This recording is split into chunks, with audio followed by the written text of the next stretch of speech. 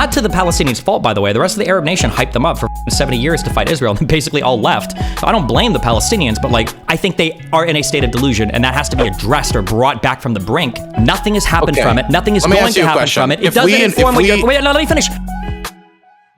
12 weeks of you wearing a maid outfit. I don't want you in my apartment wearing a maid outfit that long, okay? Let's chill. How much do you care about America? Not, just chill. You can wear a maid outfit at 45K along with the movie if you want, okay? You said 40K? No, I said 45K. Sardine, go roll back the VOD, you fucking loser. Okay.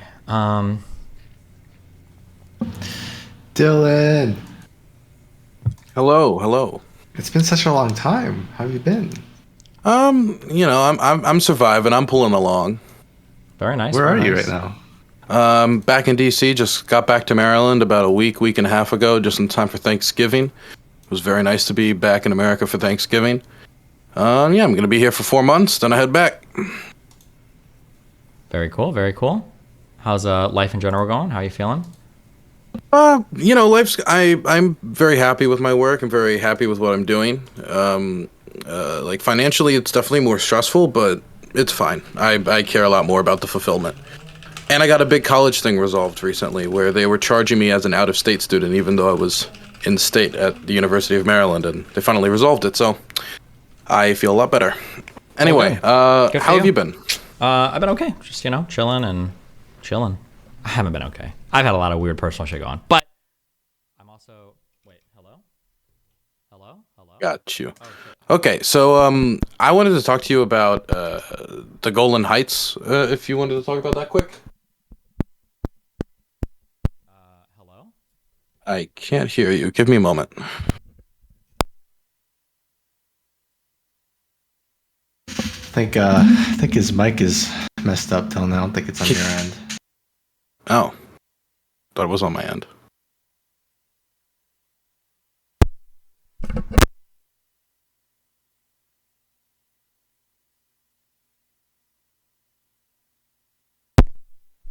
Remember to donate, everyone.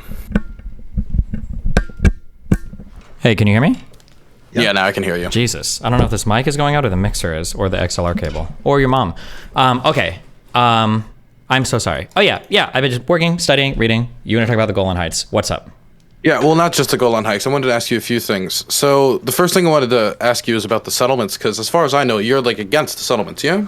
Yeah, for sure. Okay, because we had this interaction about a UN resolution that was passed, and there was two parts of the UN resolution. The first part of it was the condemnation of the continued expansion of settlements, and it specifically had to do with that in the Golan Heights. And one second, the second part had to do, well, it was basically settlements, and then more specifically settlements in the Golan Heights.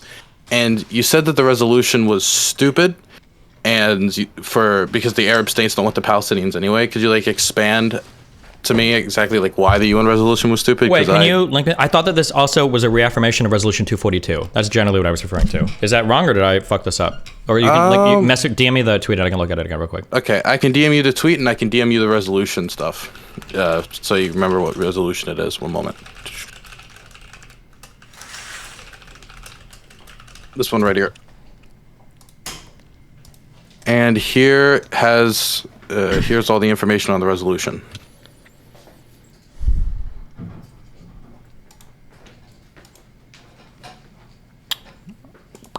I love you, like, and be careful.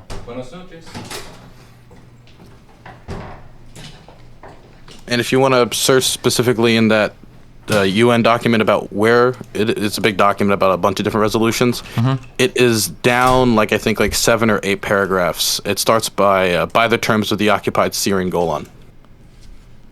Didn't this also have to do with the territories of like the West Bank and the Gaza Strip as well? Well, there's different parts of it. There's part of it that has to do with specifically desisting from changes to the character of the Golan Heights, the currently occupied Golan Heights, like its demographics, its institutional structures, et cetera, et cetera. basically don't put settlements here, and don't make an attempt to change the demographics of the area, which would make it easier for Israel to annex it. Sure. I mean, I broadly agree with like not doing settlements. I just think that any resolution talking about like, oh, like Israel needs to give back all this territory is just like retarded. Like nobody, it's not like a realistic solution. So yeah, go ahead. This is why I was confused, and this is why I wanted to understand your objection to it, because as far as I know, you've always been against the settlements. And as far as I know, you want the Israelis eventually to come to a deal with the Arab states. So I didn't understand why a UN resolution, which the only two opponents of it was the United States and Israel. I think, at least when it comes to the Golan part, the second part, I think it included the Marshall Islands, the Federated States of Micronesia, like a bunch of smaller nations, and Hungary, and Canada, I think. I was confused because it seemed to be in line with what you've always supported, which is stopping the expansion of settlements, because it's just going to make it much harder to make a deal, and it just increases the territory that the Palestinians won't be able to live on, increasing the amount of stateless people. Yeah, I'm opposed to the expansion of settlements. I just don't know why people are trying to make like large agreements on this, and then trying to say like also in this like, oh, and Israel should do all of these things, like give back all of the, I don't even know who you'd give it back to, all of the conquered territory or whatever. I just don't like these like really broad resolutions that are. Well, there's different parts of the resolution, right? For example, the occupied Syrian Golan part, there was only two people voted against it, and it was the United States and Israel. Whereas the other part that specifically had to do with Israeli settlements in the occupied Palestinian territories, East Jerusalem, and the Syrian Golan, that had more votes against it. Canada, Hungary, Israel, the Marshall Islands, because it was more expansive and it covered more issues, including the West Bank and Jerusalem, which caused Canada and Hungary to jump off the ship, where they more agreed with, yeah, they shouldn't be settling in the Golan Heights. And so this did give America more selection on where it could agree with Israel, where it could disagree with Israel, but we just agreed with Israel on both counts. Yeah, I mean, like I said, I'm opposed to the settlements, but I think that like any change in Israeli policy, I think has to come with like agreements with other parties. Like it can't just be Israel unilaterally pulling back from here or doing this particular thing. Like let's say Israel unilaterally pulls out of, or well, I'm saying unilateral, I don't know if it's really unilateral, but Israel is through UN condemnation pulls back from the Golan Heights, and then the Golan Heights just becomes another area by which Syria or Hezbollah decides to start bombing Israel again, right? Well, I was like, well, what the fuck? What do we just get for this? What's the point of this? Like it's easy to do. I agree with you. I agree with you on that. I don't think Israel should just tomorrow pull out of the Golan Heights. It probably would just become a hub for terror groups. Considering the current state of Syria. What I do think, though, is that the more that they place settlers in there, the more settlers move in, or the more provocation settlers have with the UN area where the UN soldiers are, that separates where the Syrian soldiers are and the Israeli soldiers are, the more that occurs and the less Israel does to discourage that, the harder it's going to be to eventually make a deal that is beneficial, well, not beneficial, but acceptable, tolerable to all sides. Because the longer this goes on, the harder it's going to be for Israel to ever make the decision to pull out, which means they're going to have less to offer at the negotiating table. It's going to make it harder to come to a deal. And I definitely understand that, and I'm sympathetic towards that. But on the side of the Israeli argument, their argument is going to be the only way we've ever been able to get peace with anybody is through conquest and might. And if we don't settle, if we don't have this territory, if we don't do things to make it hard for other people, then they have absolutely no reason to negotiate with us. Let's say that in the future, let's say Israel wants to come to some strong agreement. Okay, but I think when it comes to the Golan Heights, it's a little different because Israel has offered the Golan Heights before, but the Syrians didn't accept the terms. They didn't think they were tolerable because they wanted no Syrian soldiers, no Syrian bases. I mean, no Israeli soldiers, no Israeli bases, no Israeli air control. And now that position has changed because the Likud is in power, and since then Israel has decided to annex the Golan Heights.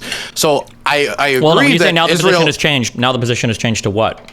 The Israeli government position has changed to how they should treat the Golan Heights. Now they treat it as sovereign Israeli territory, even though no other state except the United States, which happened during the Trump administration, acknowledges that. Sure. But I'm saying that, like, from Israel's point of view, there's no reason to give this up without, like, a strong negotiation on the table. Right? Do you agree with that or no? I understand that there's no reason for them to give it up. Okay. But the more they settle, the harder it's going to be to ever give it up, period. And they won't be able to make the same offers they made before, making peace less attainable. Sure, I understand that, but it only gets better for Israel as they continue to settle the territory, right? It only gives them a stronger bargaining position by doing that. And if they feel like they have enemies to the north and the only thing they recognize is threat of annexation or military might, then that's in Israel's prerogative to do this. And if nobody else wants to negotiate, if they didn't in the past, right? They didn't even want, yeah. It's harder for me to think it's going to be a stronger negotiating position because at a certain point, once they've done enough settlement, there's not going to be a negotiation about returning the Golan Heights. They're just going to keep the Golan Heights. I don't think that the Likud's agenda is to move in a bunch of settlers and then leverage, much of the settlers being their far-right base, leverage those people who support them and keep them in power, leverage them against the Syrians to get a better deal and then eventually pull them out. I think their goal is to move in settlers and then never let go of the Golan Heights ever. I think that would make much more sense considering like Likud's agenda. Possibly, I might agree with you there. I would argue historically this isn't relevant, but historically Israel was willing to demolish settlements when they made peace with Israel and give them back to Sinai, and Israel under, I think it was Sharon, not Netanyahu. I think it was under Sharon, unilaterally disengaged from Gaza and they pulled back settlements from there. So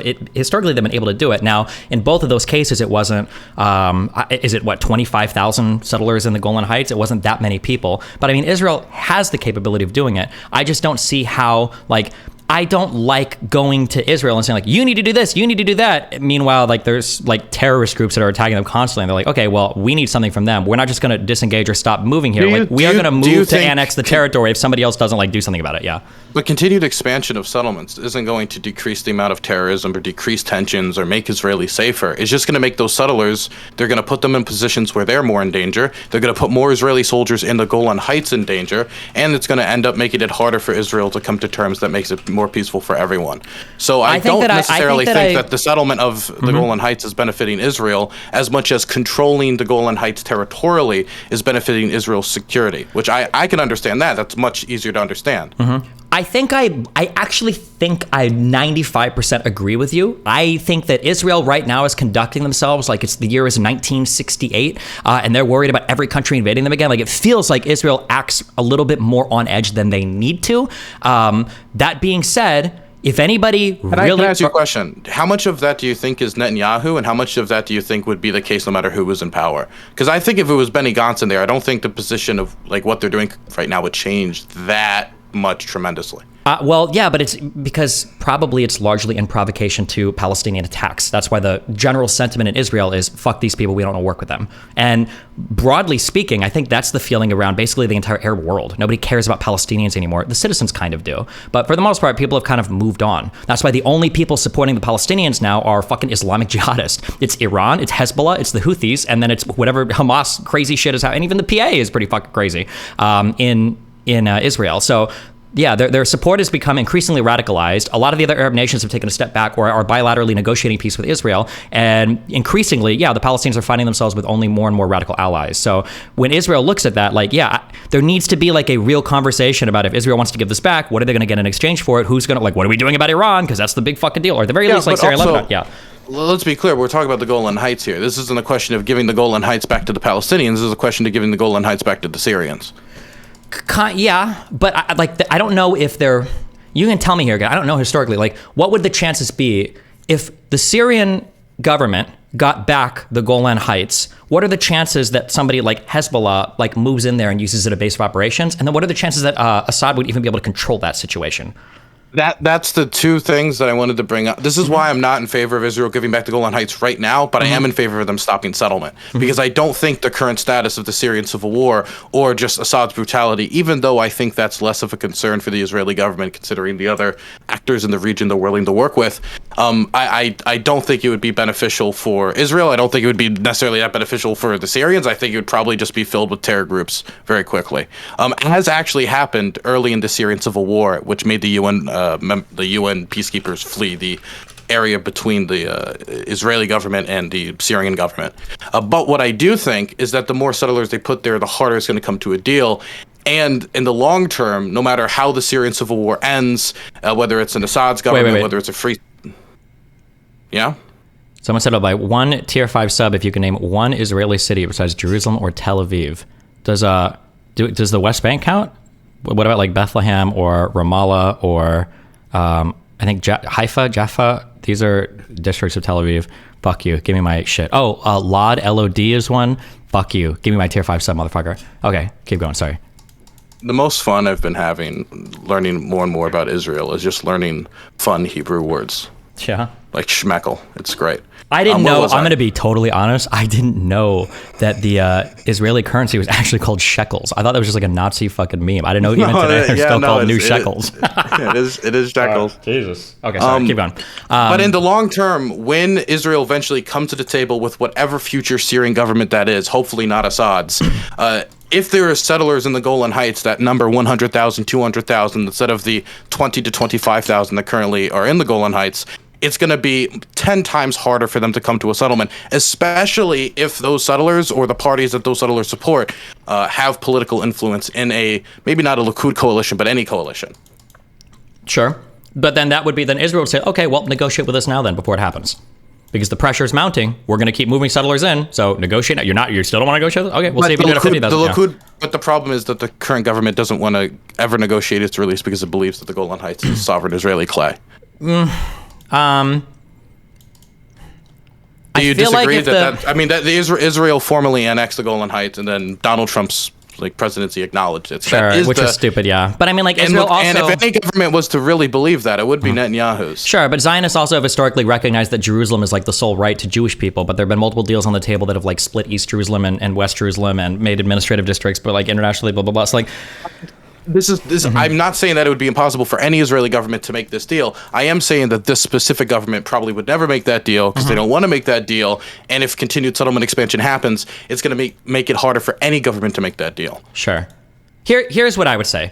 Stopping or pulling out the settlements from the Golan Heights serves zero strategic or geopolitical interest whatsoever, I think, for Israel. Increasing them there creates mounting pressure for, I don't even know if Lebanon exists as a fucking government or if it's just Hezbollah, or Syria, which I don't know if that government exists right now or if it's just a collection of fractured terror groups as the country tries to rebuild itself, right? But until these two countries at the very least are willing to create some sort of agreement or some sort of security, whatever, with Israel, I don't think Israel has any motivation whatsoever to say okay, we're going to go ahead and stop the settlements and start to pull them out and blah, blah, blah. I just don't see, maybe morally it's the right thing to do, but strategically, I don't think that having more people in the Golan Heights, if it depends on what your goal is. If your goal is just to grab as much territory as possible, then there's zero motivation to stop settlement expansion. If you just think that the territorial hold is security and they hold the Golan Heights, whether it's respected or not respected, that's security. If that's your primary goal and it's considering Netanyahu as the security candidate, that wouldn't surprise me that much,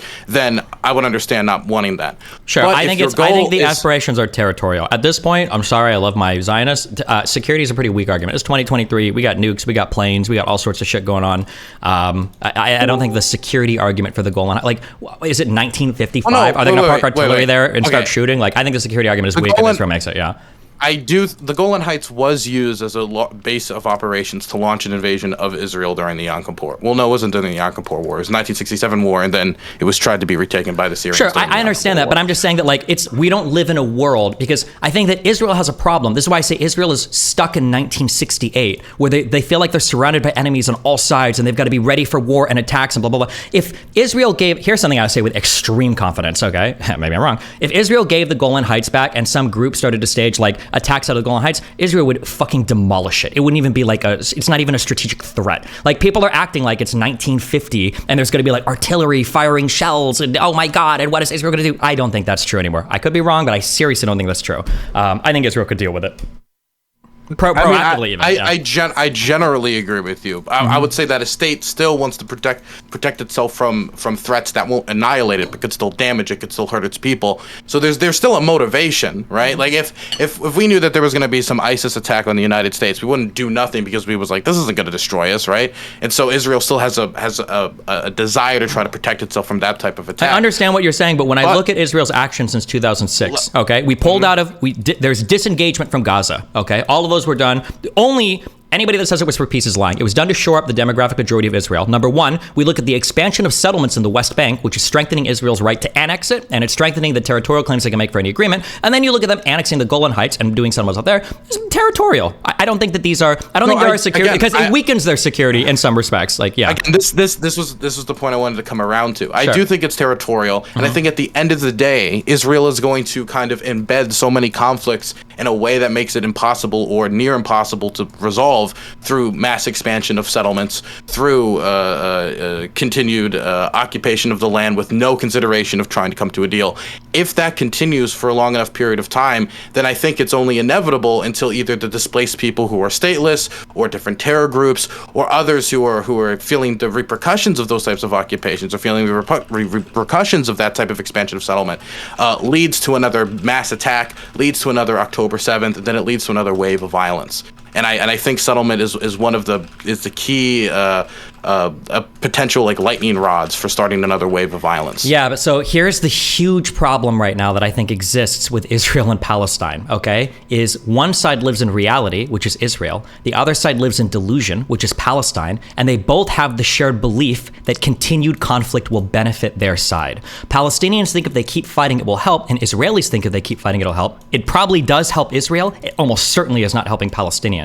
And I think that's one of the huge contributors to both sides not really, like, the push for peace is not going to come from Israel, especially after October 7th. They're not going to push it. They don't give a fuck. Also because the status quo benefits Israel. They're expanding territorial settlements. Their economy is growing. All these other Arab nations are falling like dominoes to sign up for peace deals with them. Like, yeah, they're doing fine. The Palestinians, on the other hand, have been trained to fight against Israel and struggle against the Jews for 75 fucking years. They're not going to look for peace because that's all they know is fighting. So what do you, at that point, yeah. I would disagree with the classification of like the Israelis live in reality while the soy Palestinians live in reality. Palestinians they're delusional. The Palestinian fight went from a territorial conquest back, or from territorial kicking out European settlers, which was noble. From 48 onwards, fuck it, yeah, kill those fucking Jewish settlers and the European settlers. I support it, but it's jihadist Islamist shit now. Sorry, go ahead. Yeah, I think it's delusional. The approach of Netanyahu's government, for example, the current administration, towards the Palestinians, and how he thought that this could basically just be the state of affairs forever. That, he could perpetuate this conflict forever, and that he could kind of, we can move these troops away from the border with the Gaza Strip. We can manage our relationship with Hamas, and we can keep this conflict going in perpetuity, and not expecting like something like this to happen eventually, especially as he let his defenses down in the Gaza Strip and failed as the security candidate, as the person with the most experience in the history of the country in the position of prime minister. I do think that position of keeping this conflict forever just going on, we can live with it. I do think that is a little, what was the word you used? Delusional? Delusional. Wait, yeah. Why do you think it's delusional though? Do you think Israel?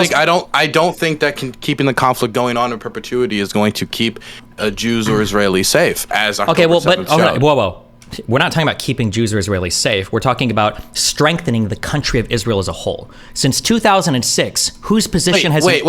Yeah. Netanyahu's candidacy and his government was based upon security. He was a security candidate. If you go look at all of his ads, it's all about keeping people safe. There's like this ad of him like at the beach, watching people play volleyball, watching everything happening, making sure everybody's safe. If that's your position... Hold on, real quick. When I analyze political leaders and what they're doing, I'm looking at actions, not advertisements. If Netanyahu wanted more security, he'd pull all the settlers out of the West Bank and there wouldn't be any more violence between settlers and Palestinians anymore. Clearly, keeping Israeli people safe is not his priority. I think a dual priority, a big part is territorial expansion in this part. Would you not say that... Just a real quick claim on what you say. Real quick. From 2006 onwards, here, write this down and you can ask me whatever. From 2006 and onwards, the status quo of Israel fighting with Palestinians has been maintained. Who's benefited from 2006 onwards? Whose position is strengthened? Israel's or the Palestinians? One sec. Sorry, I was writing the question down. Sorry. Say that again? Or you can do your point first and I'll ask you this. Go ahead. The Israelis... Fuck. Okay, I just lost all of it. Just ask me your question again. No, wait. Hold on. We were talking and you were saying Netanyahu's government, he said in political ads... Wait. Yeah. Okay, so the question was whether Palestinians or Israelis are delusional. I think there's delusion on both sides. And if somebody is voting for Netanyahu as a security candidate under the idea and supporting his coalition under the idea that keeping the conflict in perpetuity, keeping the conflict managed with the security wall, with the security state, and not coming to a settlement, not creating some sort of state for the Palestinians, that is what it would keep the most Jews and most Israelis safe. That is what's best for them from a security standpoint. I do think that's delusional. Okay, so then here's my question. This has more or less been the status quo for the past 15, 16, 17 years, since 2006, about whose position has improved over the last about 20 years, Israel's or Palestine's? You mean like security-wise? Everything-wise, just like everything. Well, then like the Israelis, obviously. Yeah, Israel in every size, shape, and form. right? They've made more allies. They've strengthened their relationship with other actors in the Middle East. They've expanded their settlements everywhere. Their economies continue to grow. Their relationship with the rest of the world remains, even past, all of the individual conflicts, remains relatively good. Like, Israel's position has only improved. The Palestinian position has drastically fallen. Gaza Strip is becoming overpopulated. They're still embargoed and nobody gives a fuck about it, or blockaded, and nobody really cares that much to do anything about it. They're losing allies except for terrorist groups. Hamas is literally, like, the Palestinian position has gotten more and more dire over time. Who's delusional when both sides are saying, let's keep fighting and we'll do better? Only one side can be right when that's the statement and the policy of both sides, I think. Well, okay, I think there's different ways of delusion, right? Different countries have different delusional, views of their own history, for example. Like, there's different, delusional, narratives that nations have about what they did or what they can achieve or what's special about their country. So I guess when I hear, Palestinians are delusional, where Israelis live in reality, I think we're talking about two different subjects being deluded about two separate issues. I'd say deluded in every sense of the word. I would say they tend to be violent. They support radical jihad Islamists. I would say that their choices on leadership has consistently been fucking horrible. Their outlook on the war and October 7th is insane. I would say in almost every sense, the average Palestinian, I know that people like to do this thing where oh no, it's just Hamas is bad. No, the average Palestinian is mind fucked right now. At the very least, almost all of them in the Gaza Strip are, if for no other reason, because Hamas literally educates them with programs of Mickey Mouse the Jew goes to murder Goofy, the poor Hamas fucking person. It's insane, the level of insanity that exists. Not to the Palestinians' fault, by the way. The rest of the Arab nation hyped them up for 70 years to fight Israel, and basically all left. So I don't blame the Palestinians, but I think they are in a state of delusion, and that has to be addressed or brought back from the brink if any peaceful process is ever going to be pursued, I think. Because the status quo right now, you agree, the status quo supports Israel. Well, wait, the status quo supports, it depends on what your goal for an Israeli state to be, but the status quo supports Israel winning in any conflict. If any long-term conflict, as long as they don't get tired, then they'll win in any general conflict, yes. Yeah, so the push has to come from the Palestinian side. And I don't know how that's going to happen right now, right? So I think that there has to be an acceptance that Israel is going to exist in the region in some shape and form, and there has to be a deal made with Israel. Mm-hmm. I do think that is something that people have to accept, whether they like it or not. You have to live in the real world. I do think, though, that there is some sort of... I don't want to get too stuck on delusion, because I would just talk about these elected MPs are delusional. Look at the crazy stuff they're saying. Here's these fringe parties over here that have an immense amount of influence within Netanyahu's coalition, and here's the violent things they say. Here's the agriculture minister saying we can use a nuke in the Gaza Strip. I want to avoid... I feel like we're just going to go back and forth with whataboutism, and I don't want to do that. Can we move on to... Sure, yeah.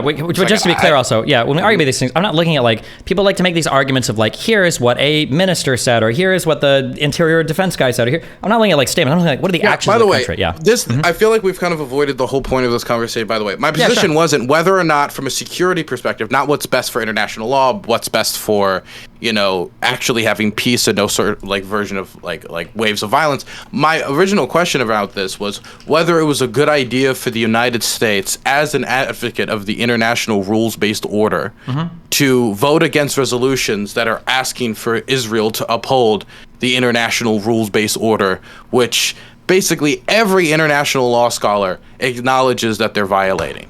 I don't know if every single law scholar acknowledges they're violating it, but no, I don't think Israel is held...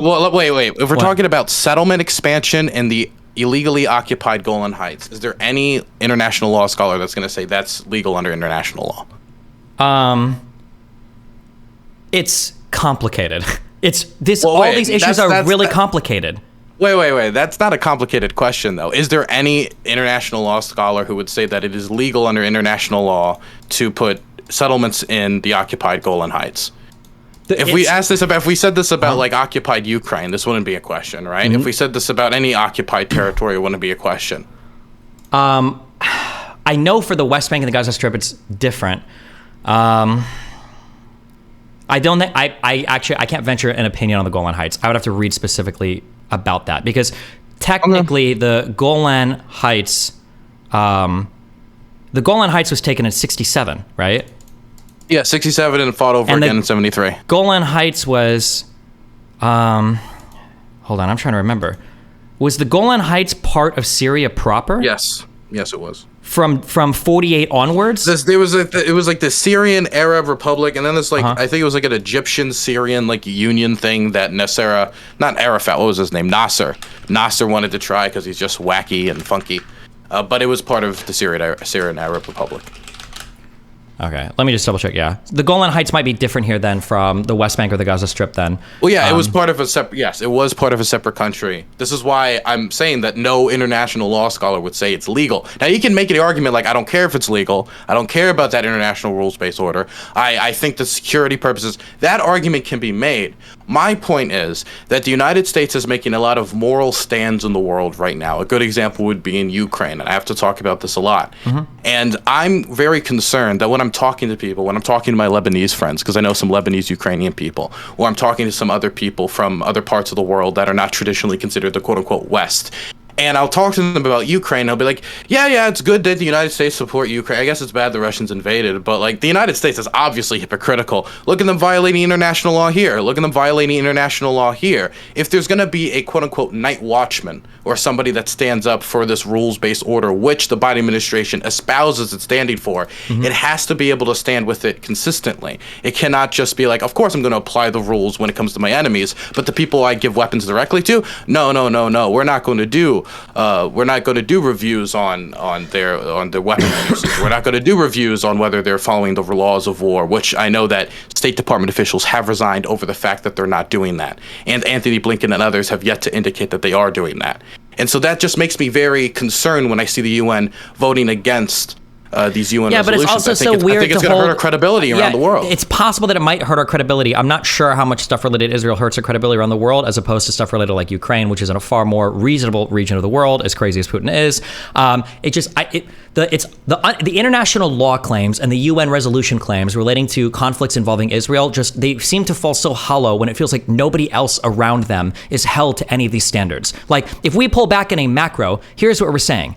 Israel, you guys are violating international laws by building settlements on this occupied territory. You need to give it back to Bashar al-Assad that used chemical warfare against his own citizens over and over and over and over again. You're really bad. That's not what the UN resolution said. The UN resolution simply said to stop settlement expansion in occupied territory, not to give it back.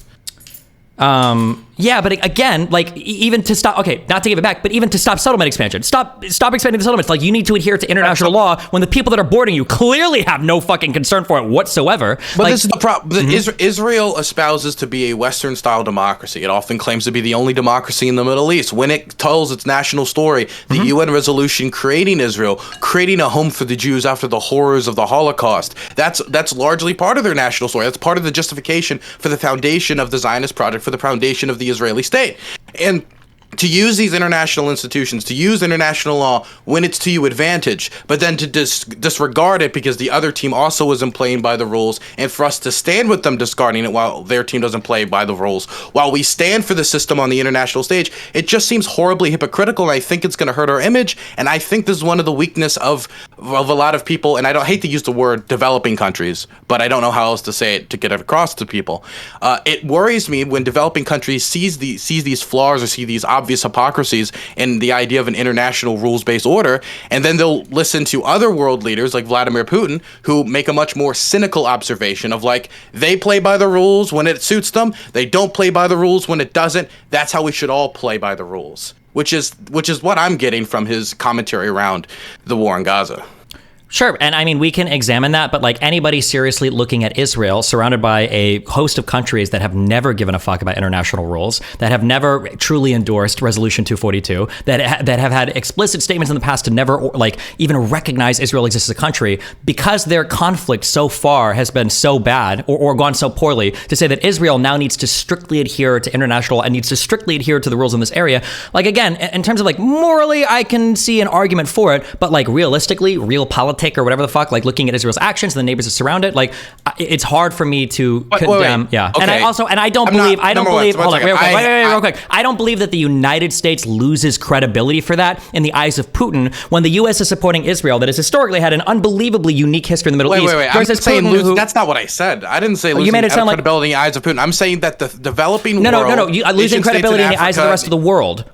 yes, I do think that we're losing credibility. If we're trying to say we're not like the Russians, we don't build empire, we stand for an international rules-based order, we believe that's what's best for nation states, but then disregard that order when it comes to some of our key allies like Israel, I do think that hurts the reputation of what we're supposedly trying to stand for. And I think that it is like you said, if you're just real politiquing it, then you're real politiquing it. But that's not what the Biden administration, that's not what Anthony Blinken, that's not what Jake Sullivan, that's not what the State Department is claiming to do. Henry Kissinger's dead. I don't think they're taking the realpolitik approach. Sure. I mean, I'm not arguing that like realpolitik is like a good way to approach the world, or is like a morally justifiable way to approach the world. I'm just saying that surrounded by the people that they are, I find it uncompelling to say that Israel should be forced to adhere to some particular tenet of international. I'm not even sure 100% if they're violating. Also, I still don't know 100% if that's even true. And I don't believe that the United States is losing. I'm telling you, man. Shoot, you should shoot me. You've acknowledged in the past that the settlements are illegal. I thought. That was before I knew anything about international law and how much of a clusterfuck it is. If you want to show me articles on it, I'll read it. I've got a ton of stuff up right now that I want to like read and research more relating to international law, because I don't have, my opinions on here aren't that strong. It might be, for instance, that Israel is 100% acting illegally in regards to the Golan Heights. But I just like, on the macro, broadly speaking, I am wholly uninterested with the condemnations or encouragements of like action from Israel that is taken without other states surrounding them being involved. I'm so wholly uninterested in it. I don't think it's done in good faith. I don't think like African countries or developing world is going to look at the United States and go like, oh my God, they're so hypocritical in Israel. Let's go do Putin. Maybe we can do a third Chechen war. Like, I don't think that would ever happen. What I'm saying is that if you look at the world's rules that we're supposedly holding up, and we're holding up above everyone else, and we're saying these are the rules that they should follow, which is the system that, and I'm not saying specifically the system built currently, but I do believe there should be some sort of international rules-based order, which is what the Biden administration also believes. If you're going to do this, it cannot just be when the rules apply to me, I follow them. When the rules apply to them, when the rules apply to them, we enforce them. When the rules apply to me, never mind, we ignore them. And I'm not advocating. I'm just talking about the United States' position. It would not hurt the United States that tremendously to say, yes, I'm going to vote against settlement expansion. Yes, I'm going to vote against settlement expansion in the Golan Heights. I'm going to vote against continued settlement expansion here. It would not hurt us strategically. We would still probably have a very positive relationship with Israel overall, considering how much they need the United States right now. And it's not like it's impossible for the United States president to do this. Ronald Reagan did cancel F-16 shipments to Israel back in the day over its bombing campaign in Lebanon, which Reagan called a Holocaust in private conversations. So that's what I want to see more of. Because as of right now, it just looks like we refuse to pull back on Israel's actions whatsoever, even though we've limited a lot of what's going on for the invasion of the Gaza Strip. We've condemned them for settlements in the past. I know Obama did. I think Biden might have. But I mean, like, our condemnations they ring a little hollow. It's not like we have. For me, if there's not internal reviews about how our weapons are being spent and some sort of condition being placed upon our aid, how much leverage do you think just like dialogue with them generally is going to have on their actions? Just dialogue? For the Gaza Strip stuff, the dialogue seems to have been incredibly successful. I don't think Israel wants to make enemies of the entire fucking world. Like, I think they want to generally remain on the good side of at least the United States. I think that's probably their goal. I just like the idea of like any real conversation happening with just Israel unilaterally just seems to be pretty hollow. I know we can look at one thing right now. Like, here's one thing we can look at right now, which is like, oh, Israel should stop these settlements here, or Israel should do this or that. But like, if they end up doing some particular action and then they get attacked even more, or something like the October 7th shit, that's just going to like further serve in their mind that like, okay, well, fuck the United States, we're not going to listen to them, or fuck everybody pressuring out of this shit. We need to do what we can to defend ourselves, because clearly nobody else has our interests at heart, right? You look at like the UN General Assembly and you look at the voting body of that and you look at all the resolutions and everything against Israel. If we want to have like real conversations here, it can't be like, here's a UN condemning Israel settlement. Okay. It needs to be like it needs to be, wait, here, real quick, let me finish the point, okay? Because we can go back and forth forever, and you can keep going back and forth if you want. I don't care about bullshit saying Israel needs to stop doing a thing unless we're involving all the parties. If we're not involving all the parties, I don't give a fuck. And I think that all of these are virtue signals. I think it's virtue signal in the actual truest sense of the word, in that it's just other countries saying, we condemn this because it feels good. But everybody knows we're not moving towards a realistic solution. Everybody knows that Israel's not going to act unilaterally against their own interest in an area where they feel like they have other terrorist groups that obviously don't give a fuck about international law. So I think that the conversations need to be real conversations between countries, between groups, with actual mediators and actual treaties being signed, not UN General Assembly resolutions condemning settlement expansion. That's how I feel. And then you can give your point on that if you want. Go. Okay, so hello, Lagan. First off, I just want to say when it comes to the settlement expansion in the Golan Heights, I don't think this is just a question about international law, and I think we kind of established this earlier, but I just wanted to make sure it's established. It's also a question of sabotaging future negotiations and making it less safe for everyone down the road, including the settlers, who are going to be putting themselves in harm's way by placing themselves in disputed territory. Disputed territory next to a civil war, disputed territory that terrorists have tried to infiltrate before, disputed territory which is a potential hot rod for conflict in the future. And so I don't think this is just a question of international law, which I do think, and I'm going to come back to that in a moment, should be upheld by the United States if we're going to claim the mantle of some sort of night watchman or encouraging a night watchman in the international system, even if it's just UN interventions. But my point is, though, I don't think it's just a question of international law when it comes to the settlement expansion. I think it's generally going to make everyone less safe in the long run. As for the international law, why would you? I mean, you kind of like said, oh, they're gonna like do a third invasion of Chechnya or something. Why is it so silly, the idea that somebody in the developing world, let's say president of Mozambique, president of wherever it is, looks towards the United States, looks towards the international system, hears them say, we should, respect sovereignty, respect everyone's international borders. We need to respect the international rules-based order, which is the terminology the United States government uses. And then will violate the rules of that order a year later once it suits them. Will they come away with the conclusion that this is an order that we should uphold, or this is all stupid politics? I don't know if people look at it as realpolitik? just like the international rules-based order. I don't think it's just like looked at in terms of like what are the actual international courts saying or whatever, because like technically the USS doesn't even submit itself to the authority of the ICC, right? I think that people are generally looking This is something for, that I also think is hypocritical and we need to fix. Sure. Maybe. I mean, let me respond to what you said. Hold on. Whoa. Hold on. You're doing the ramble. You're talking a lot. Okay, so I'm going to speak a lot. Okay, so I don't believe that Africa aligning itself or disaligning itself with the United States has to do with whether or not we're upholding a rules-based order. Okay, I don't think right now, and I could be wrong. Maybe there are conflicts that I'm not aware of. I know that we were involved in bombing. Is it Sudan or South Sudan? I know there was at least one African country that the United States was involved in decently heavy military intervention in kind of recently. Do you know what I'm thinking of? You could be talking Chad, maybe Somalia, maybe. Okay, I can't remember, but just so I don't make the statement completely ignorantly, but like relatively speaking, Niger? I don't. Oh, it might have been Somalia. Relatively speaking, okay, save for the Greater Middle East region, right? Things like Libya or Egypt or whatever, right? The United States doesn't have such heavy involvement in African affairs that they're looking at us and they're like, oh my God, the U.S. isn't upholding rules-based orders, blah blah blah blah blah. I think they probably have their own motivations and the reasons for supporting who they decide to do. I don't think any of these like decisions are going to be made or broken based on our support or lack thereof for Israel. I don't think that's ever going to be the case. I remember you talking about Donald Trump and Kim Jong-un negotiating and how us sitting down with them and giving Kim Jong-un this reputational boost on the world stage was a loss for the United States geostrategically, even if we didn't really technically give them anything outside of a photo op. Yes. Now, if something like that can have that type of a disastrous impact on the image of a dictator, do you not think that the number one advocates for the current rules-based system violating the rules of the rules-based system, or at least ignoring when their allies violate the rules of the rules-based system, could not also have a disastrous reputational impact? No, absolutely not. Where is North Korea on the map? North Korea's issue wasn't Above just South that Korea, we were, wasn't it? North Korea's issue wasn't just that we legitimized a dictator. It's that we legitimized a guy who was testing like intercontinental ballistic missiles with a potentially strengthening nuclear program right next to two of our strongest allies, right? South Korea and Japan. That was the big deal with Kim Jong-un, right?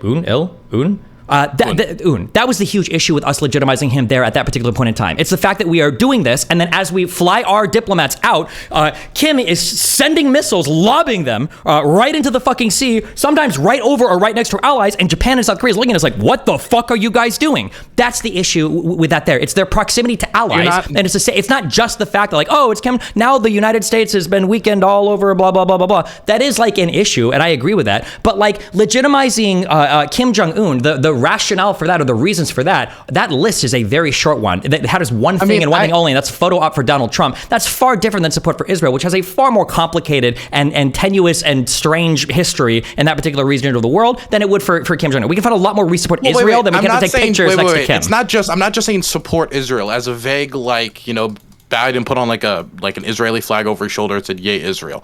I'm talking about specifically violations of international law that we refuse to condemn or sometimes enable. When we say violations of international law, what are we talking about there? We just talk about like illegal settlement expansion. I don't even know if that is technically. It's 100% illegal. We can like sit down and wait and sit down. My understanding is I think there's one case right now finally that's working its way through the ICJ to determine the legality of this. But the idea of that clearly being illegal, I don't think that has ever been clearly stated to be illegal because everything relating to this region, a nation state unilaterally taking another nation state's territory after a military conflict, and then after taking that nation state unilaterally with no international body coming down and saying that yes, this is your territory, or yes, we agree. But that territory, most of that territory has been renounced. Not the Golan Heights, but the West Bank and the Gaza Strip have been renounced. We're talking about the Golan Heights right now. I'm talking about this is why I'm so angry about this one in particular. I'm not that angry, but I'm upset about this one in particular because it's such a clear-cut example of the violation of international law. This is why I was against when Donald Trump recognized the annexation, because the reason why previous presidents like Obama and Bush and other administrations didn't recognize the annexation is they knew it was illegal. They knew it would make the United States look bad. It knew it probably would just escalate tensions in the region. And also knew that it was giving Israel something for nothing, which is what Donald Trump did by recognizing the annexation. I don't necessarily know if I disagree with any of those arguments, but those are all separate from the idea that it is like clearly like an illegal act. I don't know if that is unilaterally annexing territory and then placing people on that territory or allowing your citizens to settle on that territory is an illegal act. I don't know if allowing your citizens to settle on territory that you've conquered in a war is illegal. I know forcibly moving your citizens there, I think that text might be there. But again, if this is like clearly and obviously illegal, then show me the body that's like declared it to be clear, that makes rulings like this, that just declared it to be clearly illegal.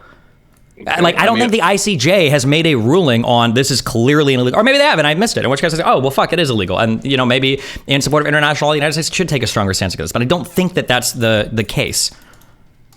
But if it is, then you just link me. Then tell me, oh, the ICJ made this ruling, and they said here. But it's not. It can't be a link to like here's what a Yale professor said, or here's like somebody's legal opinion on this. If we're saying it's clearly illegal, like it's been ruled upon, like this is like a done deal, I'd be curious to see it. But would you prefer like a legal, like either like an international institution calling it illegal, or would you prefer the law itself that would be like you cannot unilaterally annex territory, you cannot unilaterally? Which one would you prefer? I mean, we have like 5 minutes left, but I can get it to you if you want. Afterwards. I don't know if I can make a reading and say, well, I've read this law and now I clearly understand it. I don't know if that's the case.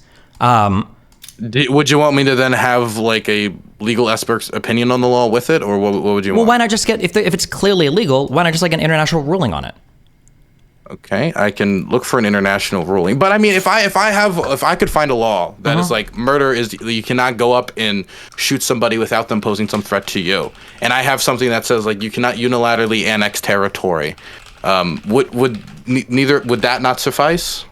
No, but whose international law is that? Is this the ICJ, for the arm of the UN?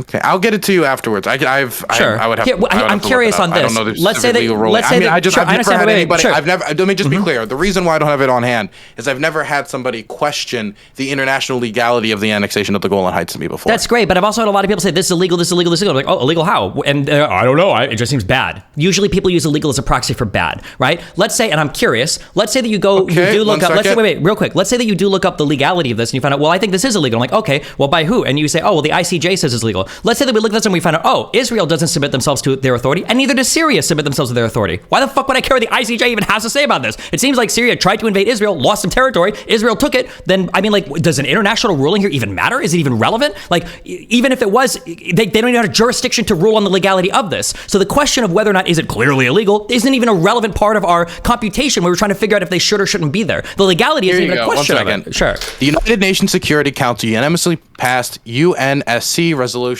497, which condemned the Israeli actions to change the status of the territory, declaring them null and void and without any international legal effect.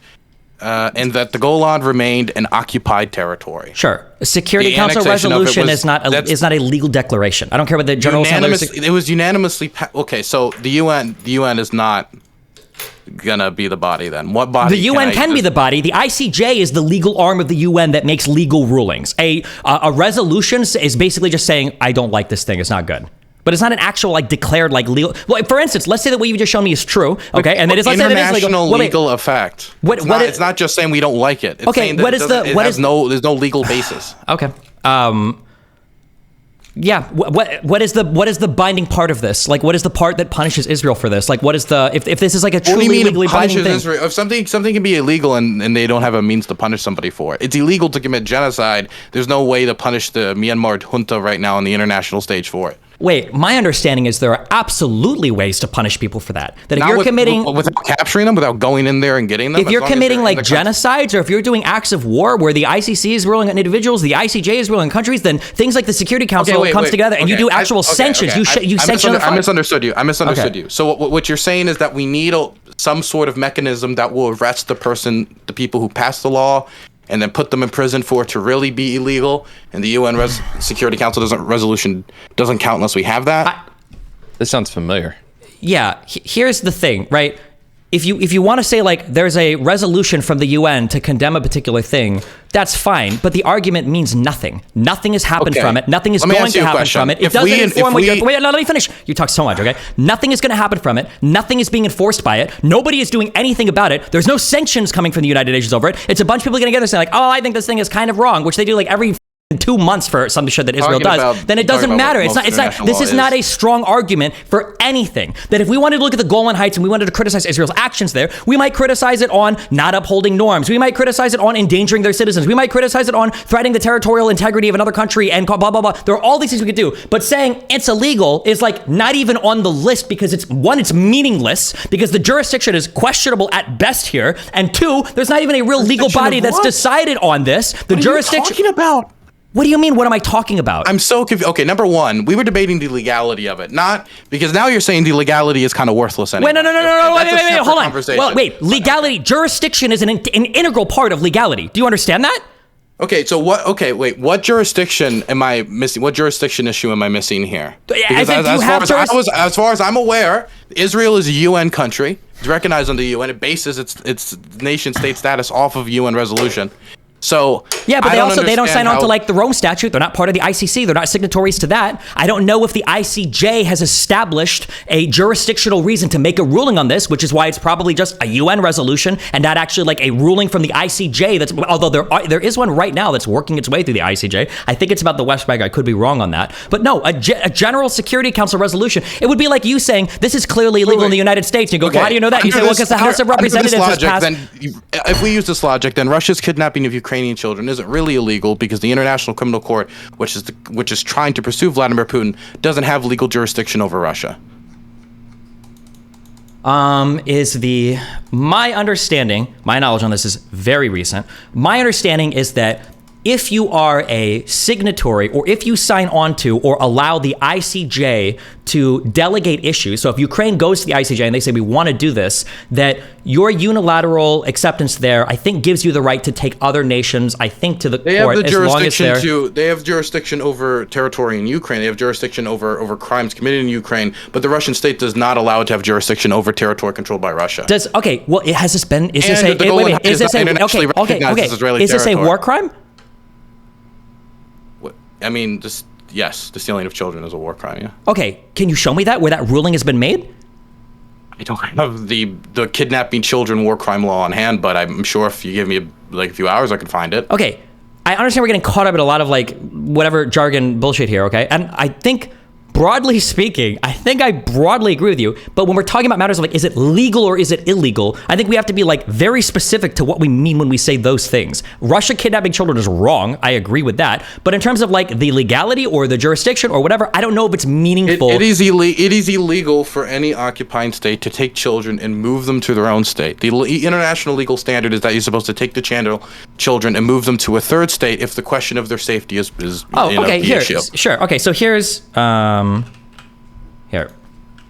Okay, so here's this. Moving through the ICJ right now, then it seems like Ukraine has said, hey, We do believe this is illegal. They're making allegations of genocide, I guess, under the Convention of the Prevention and Punishment of the Crime of Genocide, and they are working that case through the ICJ then, because they feel like they do have a legal standing for it. The ICJ has jurisdiction to hear this case. It's on their territory, but the International Criminal Court does not have control of Russia, doesn't have jurisdiction in Russia. And so they're not going to be able to take any of those people, bring them before sure, court, they might not be to travel outside of Russia. They might not be to, but because Ukraine, I think, submits itself to the authority of the ICJ, Ukraine can make the request for this to be litigated there. I don't think that Syria has done that.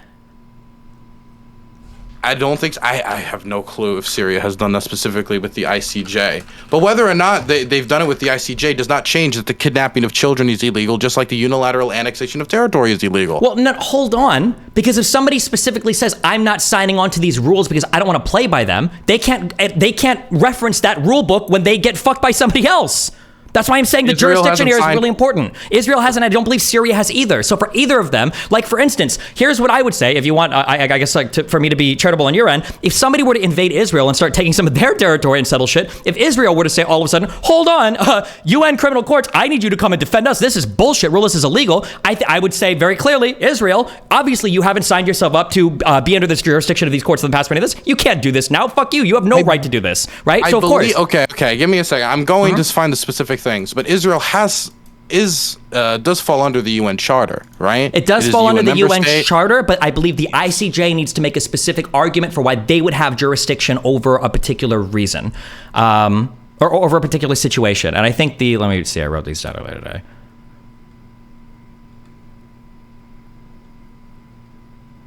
It would have to be either a special agreement that had been made between states to litigate an issue, some sort of compromissory clause. So there's a contract or a treaty that had been made between two people that says the UN can, or the ICJ can eventually litigate, or something having to do with an optional clause declaration, which is Article 38 says that states can make a unilateral declaration allowing anyone to submit cases against them in the ICJ. So they go to the ICJ, listen, we want to be able to take cases to you, but other people have to be able to submit cases to us with that declaration. I don't believe, you can tell me if I'm wrong, but I don't think, I'm almost positive Israel submitted that. I don't think Syria has either. What if I said that, what if it was Israel's Supreme Court that ruled it as illegal? Would that be fine? Could I use that? Yeah, I would say it's illegal in Israel, and they obviously shouldn't do it for the Israeli Supreme Court. Should then? Yeah, I would say that, sure. Okay. I can try to get that for you then. But sure. I mean, I don't have the specific UN resolution on the acquisition of territory by force unilaterally before me. I'm positive that is illegal. We can pursue this conversation at a different time if you want. I've taken up a lot of your time, and I know there's other people I want to come on. It's always fun. The other question I did want to ask you before we go out of here is about the success of the operation. Which operation? Whether the Israeli operation into the Gaza Strip, the invasion, the attempted holding of territory. How do you? I mean, I know neither of us are experts on this, but do you think that the Israeli government do you think this operation has a chance of, like, a real chance of success in what the Israeli government is setting out to do? Or do you think this is an example of the Israeli government doing something to do something because there has to be a response to what happened on October 7th? This is my feeling on things, and people are saying I'm wrong, and I've already said I've been proved wrong, so maybe I haven't. My feeling on things is, one, completely eliminating Hamas is probably not ever going to happen. I don't think it can. Well, it can, but it would be like at great cost to civilian life. So number one. Number two, I think the civilian casualties are going to reach a rate that I don't even know if Israel's going to finish their southern Gaza invasion, or even do it, although people are saying they're already prepared for that. So in that case, it's going to be a big invasion into the Gaza Strip. I don't believe they're going to eliminate Hamas. I don't think they can do that. And they're going to walk out, probably how Putin, was thinking for a while he was going to have to walk. It's like, oh, well, we did it. We beat Hamas, and then we walk away, and it's going to be fucked. Yeah. So I don't think it's going to accomplish good things for Israel necessarily. I don't think. But I don't know. Their political position is going to be strange too, because like if you do nothing, your citizens, your far right factions are going to go fucking insane. But yeah, I don't think it's a. I don't know. My current feeling is that it's not a good operation for Israel. I don't think so. I think it should have been like they've done the other ones. Operation whatever the fuck. They send in some tanks, they blow some shit up, and they pull out. But this like full-scale invasion shit is going to be like, it's so many. Like if the civilian casualties start climbing past like 30, 40, 50K, it's like, that's like unbelievable. But I'm not sure. I mean, I mean, the 6,000 bombs in the first 6 days, I think, really like set the tone for how like brutal of an invasion it was going to be. I really think that they're just doing this to kind of do something. I know that I do think they have a general goal of damaging and or destroying Hamas. I do think that there is an attempt to take over the Gaza Strip so it cannot be used as a base to attack Israel in the future. But I don't think that I don't think anything has changed between now and the war in Lebanon and how Israel fights or what the government is going to do. That's going to change many of the same problems that they ran into when governing the Gaza Strip before, or many of the same problems they had before when trying to fight in these types of urban environments in southern Lebanon. I don't have a high estimation of how this is going to go for the Israelis, so it's very hard for me to at all align myself in favor of an occupation and or any sort of like ground invasion past what they've done at this point. So what are you asking? If it was a question essentially just like, are they doing something to do something? Is that still the? Yeah, I mean, I guess. I think they have to do something because they feel like they need to do something, right? The leadership probably feels pressure. Like even the average Israeli citizen wants them to do something, but like, did it have to be this? Probably not this. No, I don't think so either. I think this is just going to end up getting a lot more people killed, and I don't think it's going to fix any of the underlying issues that caused the violence in the first place. Yeah, I think I largely agree. Yeah.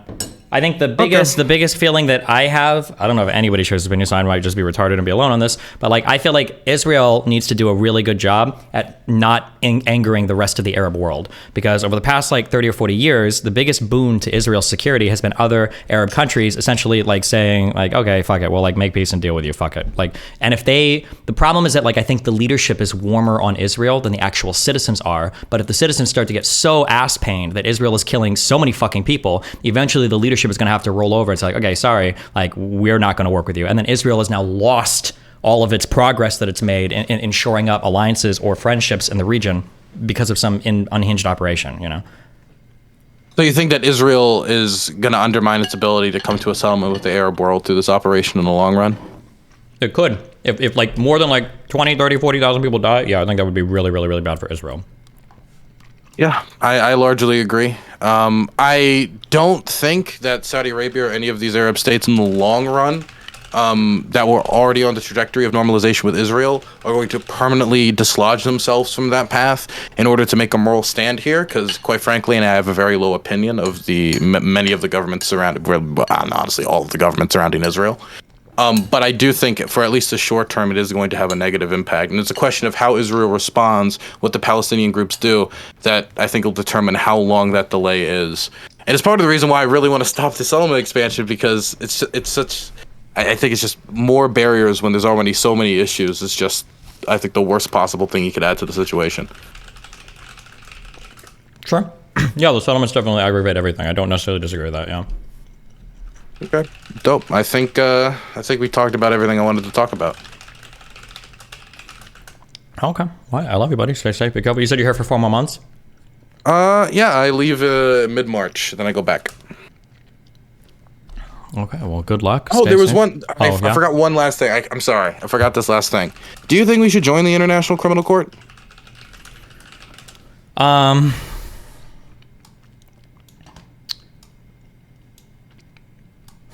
My gut says yes, but I'm sure the United States has its reasons for not wanting to. The thing that really killed me on it recently was I believe what the United States did in assisting the ICC in its investigation into the kidnapping of Ukrainian children was good. I think us providing that intelligence, helping them in conducting the investigation was good. I do think, though, and again, this is my issue with hypocrisy, that it is hypocritical for the United States to help the ICC investigate a non-member country of the ICC. It's basically stating that it's moral for them to do so, or at least implicitly by doing it, while also not being a member state of the ICC. If you want one nation state to be held to the standards of the International Criminal Court, I think it'd be good if it would at least look better if we also held ourselves to those same standards. You keep saying that, but I'm not sure if that's the case. Like, does the United States complain, like, we want you to be held to the ICC standards, or does the U.S. just go in and fuck your shit up when it thinks you do something bad? Well, the United States is trying to hold Russia to the ICC standards because that's the institution that's going after them for kidnapping children. And if we're holding them to one institution saying you should be held to the authority of this institution, but we shouldn't, I do think that's hypocritical. Because the ICC has tried to launch investigations to American troop actions in Afghanistan, and we have dodged those. In fact, Trump placed sanctions on ICC investigators. Well, we didn't. To be clear, in- the United States will never explicitly doesn't submit itself to the ICC's jurisdiction. I'm pretty sure we have I think there was an act or something passed in Congress where if the ICC were to take U.S. they called soldiers, it the Hague Invasion Act. Yeah. Yeah, we would literally invade the ICC and take our people back. I think the act should be removed, and we should adopt it. I mean, Bill Clinton there was at least an agreement to like the spirit of the institution. We assisted in the creation of it. Clinton signed it. The Senate never ratified it.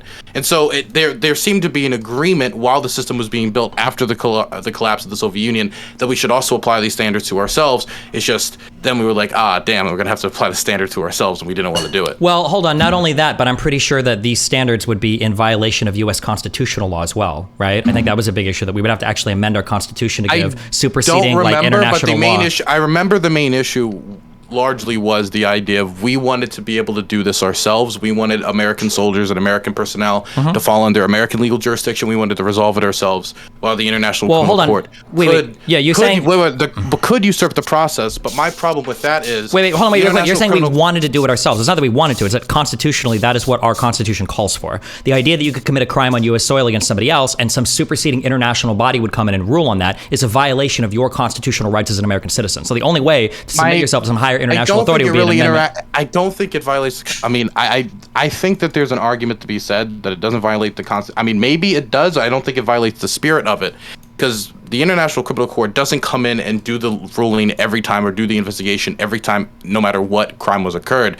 It is the last resort. It comes in and does it if nobody else will, which I think having that type of barrier as a check on the United States government is important, considering that governments. I understand what you're saying, but it's nonsense. You can't. The United States government and the Constitution is not going to allow a supranational body to have a check on it. That doesn't make any sense. In the United States, if you're a citizen, the Constitution is the ultimate authority that you submit yourself to, and then the U.S. courts. The idea that some like uber national court or international court is going to make a ruling on that contradicts or contravenes your American civil rights, that just can't happen under U.S. law. Do you think that? Okay, well, let me see this for a moment. Do you think that American law should change to make it so we could allow American citizens to be tried under these types of bodies? That's a really hard question, and I think I could be persuaded either way. I think I could be. My gut would say yes, but I could see good arguments going the other way as well. But I don't have a strong opinion on that. I haven't thought about that a lot. Should international law supersede on U.S. soil? I don't know. If I wasn't an American, I'd probably say yes if I lived in a smaller country.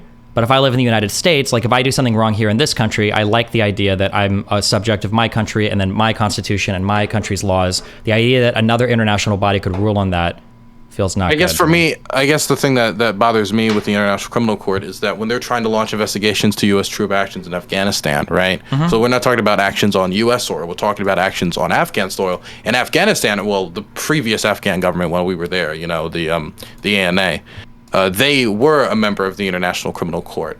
And so there was a question about whether U.S. soldiers could be brought under the jurisdiction of the International Criminal Court, and it became a hot button issue over that. I don't think they ever found any like actual misdeeds by American soldiers, but the question of even an investigation prompted a very negative response out of Trump. I feel like for international actions, I feel like the United States needs to coalition build and should submit itself to some sort of international authorities. I think that's important, but I know that gets complicated. For instance, like the fact that we do certain NATO missions instead of doing these as like UN missions is because obviously with, permanent members on the Security Council, there are going to be some countries that you could never take action against regardless of what they do, right? So this has to be a NATO mission versus a UN mission. Or the idea that there might be certain things that we would declare crimes, but like the UN won't hold a certain party accountable because of, the permanent veto power, right? Like, here's a question. I'm totally ignorant of this, and I should know this. Like, did the UN ever make explicit charges or formal declarations, or the ICJ make rulings, or the ICC do anything about Bashar al-Assad during the whole 2013, the Syrian civil war? I believe so, yeah. I mean, I'd have to go back and check explicitly, but I remember so. But it was all like, we condemn. I don't mean just name resolutions. Fuck resolutions, yeah. So that's what I mean. So, like, if none of these people are... Actually, I believe there's this is recent. There was a warrant put out for Assad's arrest a week ago. I think I know somebody who worked on that. I could get you an article about that. Okay. Yeah, I'd be curious how that works. There's a French court. Because I know that, like, if Russia, for instance, I'm curious. Oh, I need to learn the structure of these. I don't know if the UN Security Council can, like, thumbs down ICJ rulings or how that works. Because if that's the case, then a Security Council permanent member is always going to be able to veto any investigations into, like, somebody they would consider an ally, right? So I don't know how the International Court of Justice intersects with the UN Security Council, but yeah, I'm not sure. I'd have to check. Yeah. It's like an ICJ Assad, and I'll look up the French court thing. French Assad. Yep, France issues arrest warrant for Assad. He ain't going to Paris anytime soon. France issues an arrest warrant for Assad. This was recent. Wonder why. Over the alleged use of banned chemical. Yeah, but was this for a French so this is law? 2012, 2013. Oh, what? The article I'm reading is from 20. The article I'm reading real quick is from 2023. Yeah, no, the only reason I'm mentioning it is because it was recent news and I remember it. I'm looking for the ICJ, anything on... Oh, look at this. ICJ to begin hearing on Assad regime's crime. This is this year. Woo! Interesting. It's 10 years late, but can you... So something I'm curious about is, can a UN Security Council permanent member, veto ICJ investigation? I have no idea. I'm just gonna plead ignorance. I thought it was only certain states had veto power. Well, yeah, but don't Russia think so. would obviously veto anything relating to Assad, would be my guess. But but it hasn't happened, so I don't think they can. They would have if they could have. Maybe, yeah. Or maybe there are some cases that are so fucked up that, you know, even Russia or China are like, But I mean, Russia used UN data in Syria to bomb the hospitals. They got the data from the UN where the hospitals were and then bombed them. I doubt it's a question of this is so fucked up we have to admit it. Well, let me be more expanded. When I say it's so fucked up, what I mean is there's not much strategic interest in like vying or vouching for a particular person. So they say, we either abstain from voting and we whatever. Yeah. But yeah, there I'm are not sure. only 5 that can veto: U.S., China, France, Russia. That's actually a good question. Do you think America could have abstained from that vote instead of voting against it? Probably not, because we want to probably show historically we've supported Israel and we probably want to continue to show support for Israel. But I'm not sure. Do you think there's a threshold where you'd want them to stop doing that? No, there's no way, shape, threshold. or I think if form? Israel was infinitely raping 5 billion Palestinian women, the United States should still support them. Well, No, I just don't know what's if your the serious illegal answer? settlements is not the threshold. I just don't know what the threshold would be. It would probably be an excess number of civilian casualties in the Gaza Strip. Like, obviously, anything related to excess number of civilian casualties in any part of controlled territories, is Well, settlement excess for you? would not be far enough for you, but death of civilians would be if it's disproportionate enough. I don't even know if disproportionate. It's just going to be arbitrary numbers. Like 10,000 feels bad, 20,000 feels bad, 30,000 feels bad. People say throw around disproportionate, but I don't know, like proportionate to what? I don't even know what you would compare it towards. This is the problem with proportionality is like each state ends up determining it for itself. But the general rule of thumb is supposed to be that the civilian death toll cannot exceed the strategic benefit to the state. For example, yeah, but those are calculations that are made in Israeli military bunkers. Yeah, and I don't know if we have that's access the to that problem. decision. Yeah. Yeah. Okay. I need to go pee real awesome. quick. Yeah. Well, talk to you. Thank you for talking to me. Be Have a careful. nice one. Stay safe. I'll be back. 1 second. I'll be back. Hold on 1 second, guys. Oh, fuck you. Get off. Hello. Hello. How's it going? I think Axe is here as well. What's up? Who is Axe? Oh. Pro-Palestinian guy who argues a lot of Palestinian points. Not a terrorist. Oh. Yeah, Destiny, I have an issue with just some of the inaccurate stuff you've been saying. Like, clearly inaccurate. Yeah, like what? Around, like, settlements. Sure. So, legal settlements, and I'm speaking strictly West Bank, East Jerusalem right now. That the settlements are seen as illegal. Let me just phrase it that way, by not just the Security Council, not just the General Assembly, not just the European Union, not just the ICJ, ICRC, Human Rights Watch, Amnesty International. It's not like some big collusion. I can send you the ICJ ruling from 2004. It clearly states the settlements in East Jerusalem and the West Bank are illegal, and ICC has already validated that they have jurisdiction over the occupied territories as has the ICJ. So Well, yeah, then just show me the ruling. The ICJ one, right? Yeah. Well, it wouldn't be the ICC because they don't rule on states, but yeah, you just show me the ruling of the ICJ. And I'll be like, oh, okay. Then it's clearly illegal under ICJ. Yeah.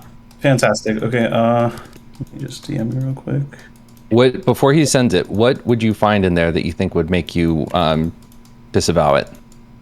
I already disavow it. What do you mean?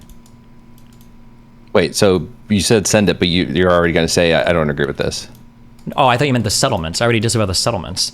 No. Whether we say something is legal or illegal is a factual statement that is like conforms to some legal body. If they've said that it's illegal, then it's like, oh, it's illegal. Sure, that makes sense. That it follows logically. Yeah.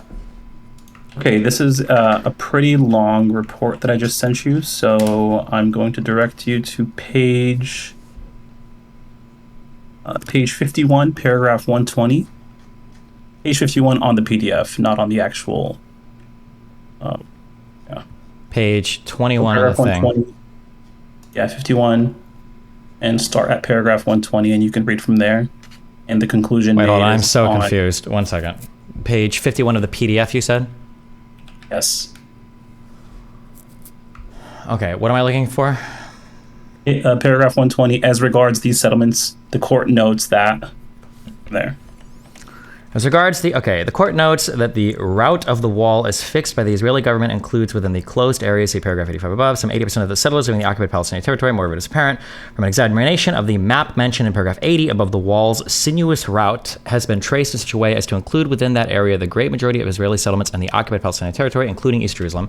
OPT, occupied Palestinian territory, includes all of the West Bank and all of the Gaza Strip, I'm assuming, right? West Bank, Gaza Strip, and Jerusalem, yes. Okay.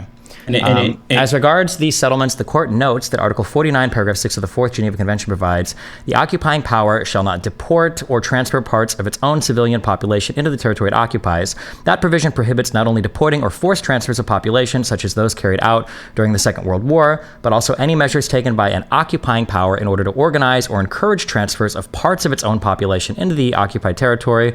In this respect, the information provided to the court shows that since 1977, Israel has conducted a policy and developed practices involving the establishment of settlements in the occupied Palestinian territory, contrary to the terms of Article 49, Paragraph 6 just cited. The Security Council has thus taken the view that such policy and practices have no legal validity. It has also called upon Israel as the occupying power to abide scrupulously by the Fourth Geneva Convention and to rescind its previous measures and to desist from taking any action which would result in changing the legal status and geographical nature and materially affecting the demographic composition of the Arab territories occupied since 1967, including Jerusalem, and in particular, not to transfer parts of its own civilian population into the occupied Arab territories. The Council reaffirmed its position in Resolution 452 of the 20th July 1979 and 465 of March 1st, 1980. Indeed, in the latter case, it described Israel's policy and practices of settling parts of its population and new immigrants in the occupied territories as a flagrant violation of the Fourth Geneva Convention. The court concludes that the Israeli settlements in the occupied Palestinian territories, including East Jerusalem, have been established in breach of international law. Okay, yeah, it seems like in this 2004 ruling, the ICJ, which is what this comes from,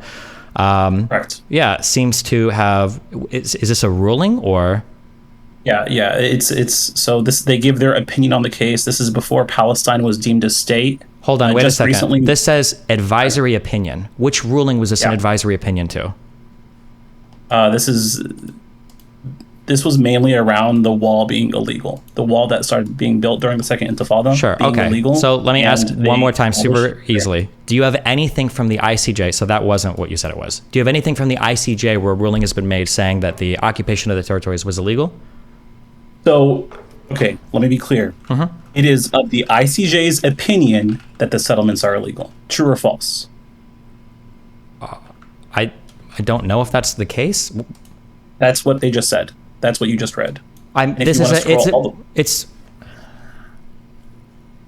Sorry, scroll down if you want to see the actual rulings, the votes that happened between all the judges, and you can see I want to say page 69. Okay. And this is when it ruled on the wall, and it was a vote of 14-1. The construction of the wall being built by Israel, the occupying power, and the occupied Palestinian territories, including in and around the East Jerusalem. Wait, which part am I reading? Hold on, wait, real quick. Where are we at? You can just read through all these rulings down here. Again, Yeah, if I you're was gonna curious. say That was the comparison I was going to make. It's like an amicus brief, basically. I'm curious if that's what this is, like for the ICJ. But which part am I reading here? Sorry. On 69. Yeah, hold on. Let me see where you are. Okay, you can read. You can start with.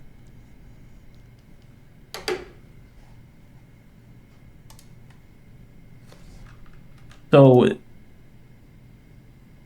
this ruling specifically, again, like these judges are voting on whether or not the wall is illegal, because Israel claimed that it was. If you read through this whole thing, Israel says that it was built in self-defense from suicide bombings, and the ICJ is pretty much saying, well, it can't be self-defense because it's in the occupied territory. Wait, hold on. Wait.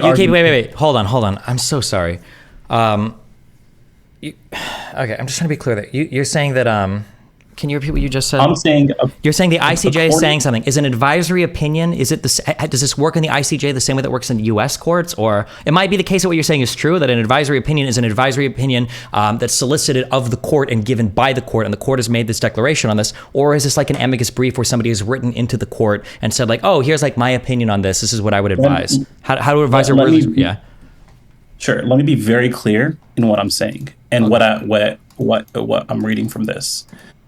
It's of the ICJ's advisory opinion that the settlements in the occupied territories, including West Bank and East Jerusalem, are in violation of international law.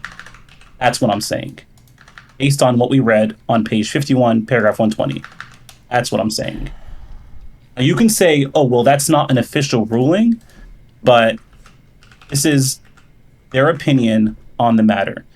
Not only their opinion, Security Council's opinion, the entire European Union, because I know you like to use that super pro-Israeli, oh, the UN is corrupt by Muslim countries. The European the European Union? I don't know why I would ask them about or be concerned with their opinion on affairs in the Middle East. But. Well, because like when we talk about Security Council and General Assembly, you've kind of went back to saying like, oh, Muslim countries are voting in bloc, so it's not really fair. So, but if we were to remove every single Muslim country vote from all of those General Assemblies, it's still overwhelmingly in favor of them passing.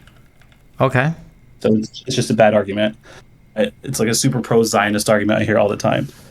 But yeah, so the ICRC, I can also send you their opinion on the matter, where they actually also quote the same article from the Geneva Convention, making it illegal.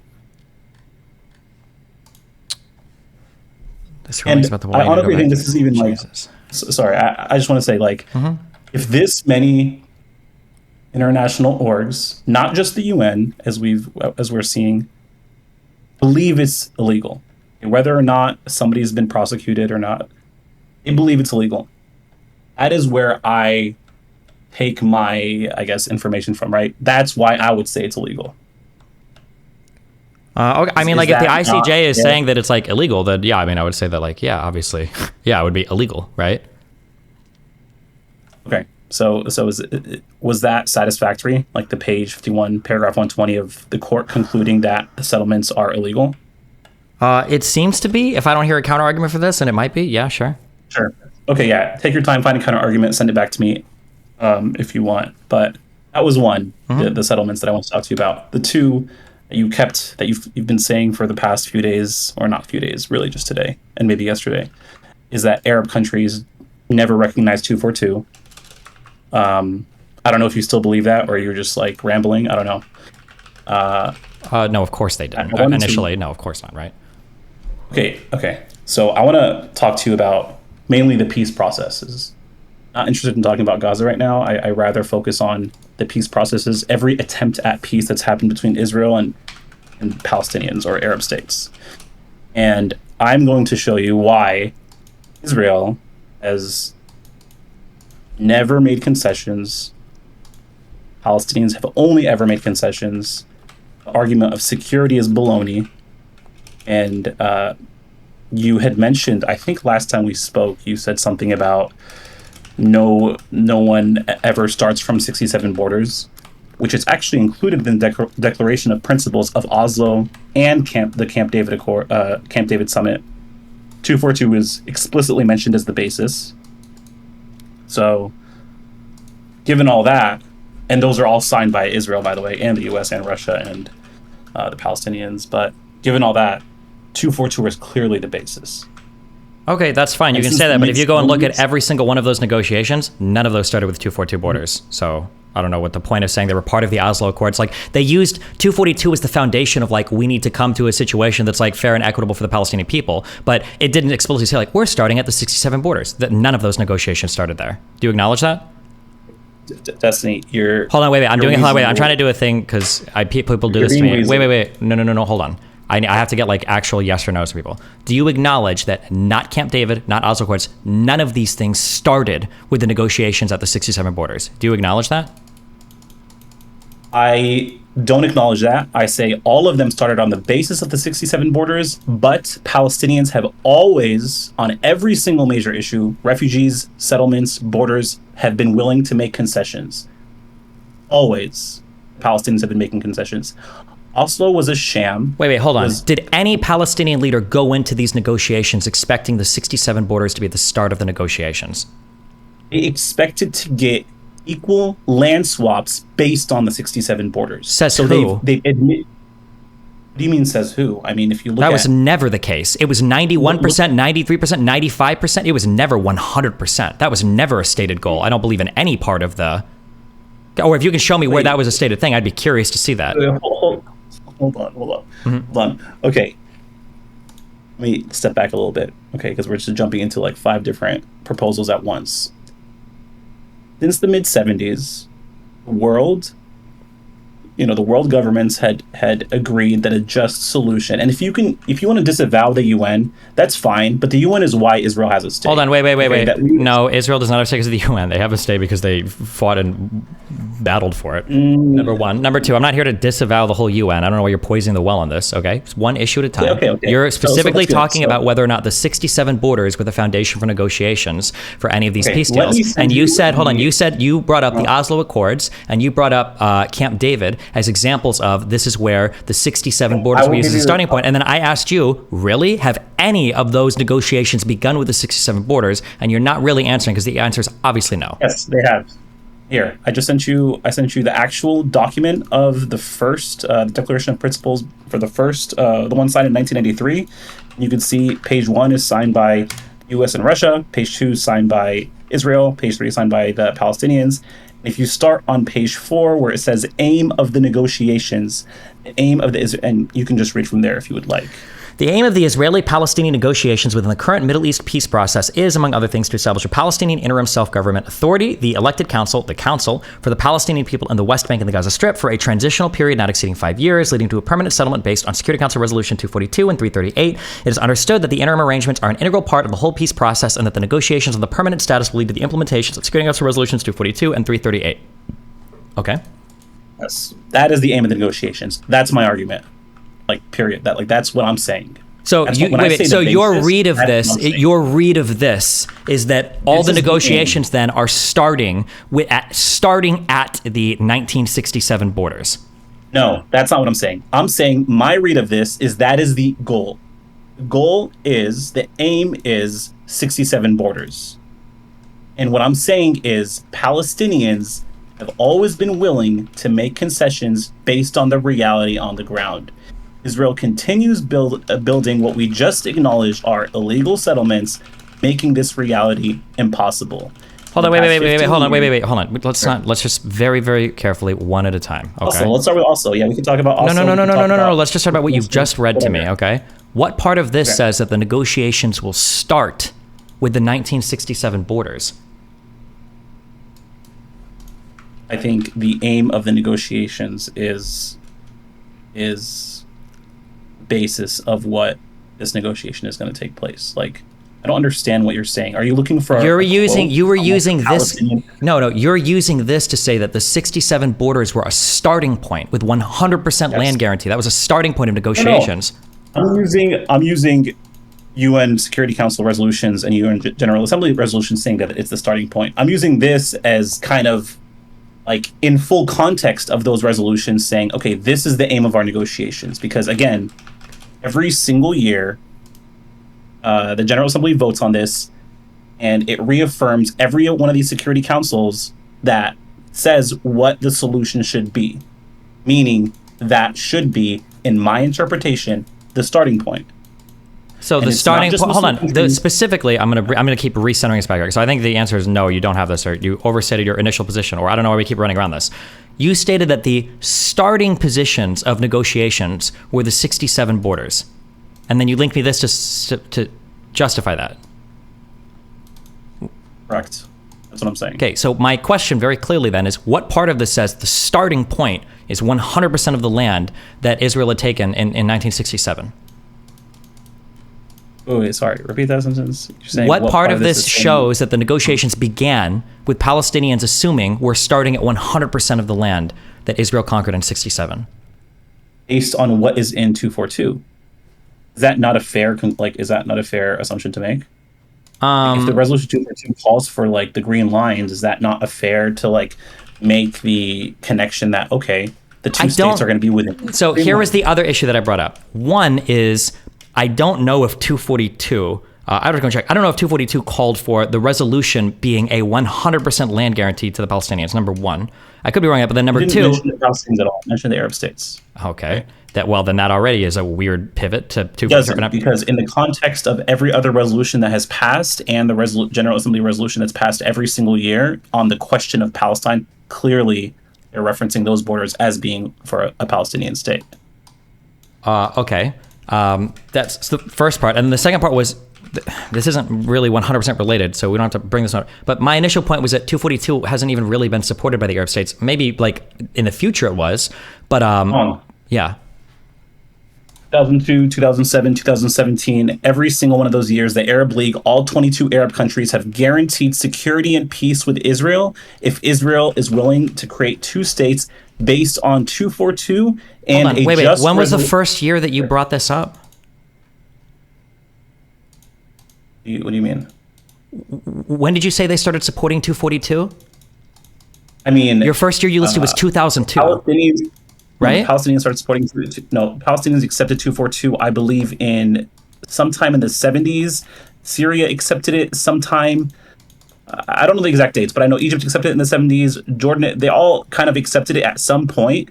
The Arab League as a whole made like a unanimous statement saying, this is what we see as a solution in 2002. I would be curious to see the acceptance, because the response to Resolution 242 was, I think the next month was the Khartoum conference, where all the Arab states said, no peace, no negotiations, no recognitions of Israel. Okay. So even if they said that they quote unquote adopted 242 calls for the recognition of Israel as a state. So it's kind of weird for them to say, oh, we support 242, while also simultaneously saying we're not even going to recognize them or hold peace talks directly with them as a state. No. So I agree with you in 68 or 67, whenever that happened, post a war that just happened. Okay. I'm talking to you when I'm talking about like more later in the future, when they all like decided, okay, this can't go on forever. Let's try to find peace with Israel. Israel has not been interested, in my opinion.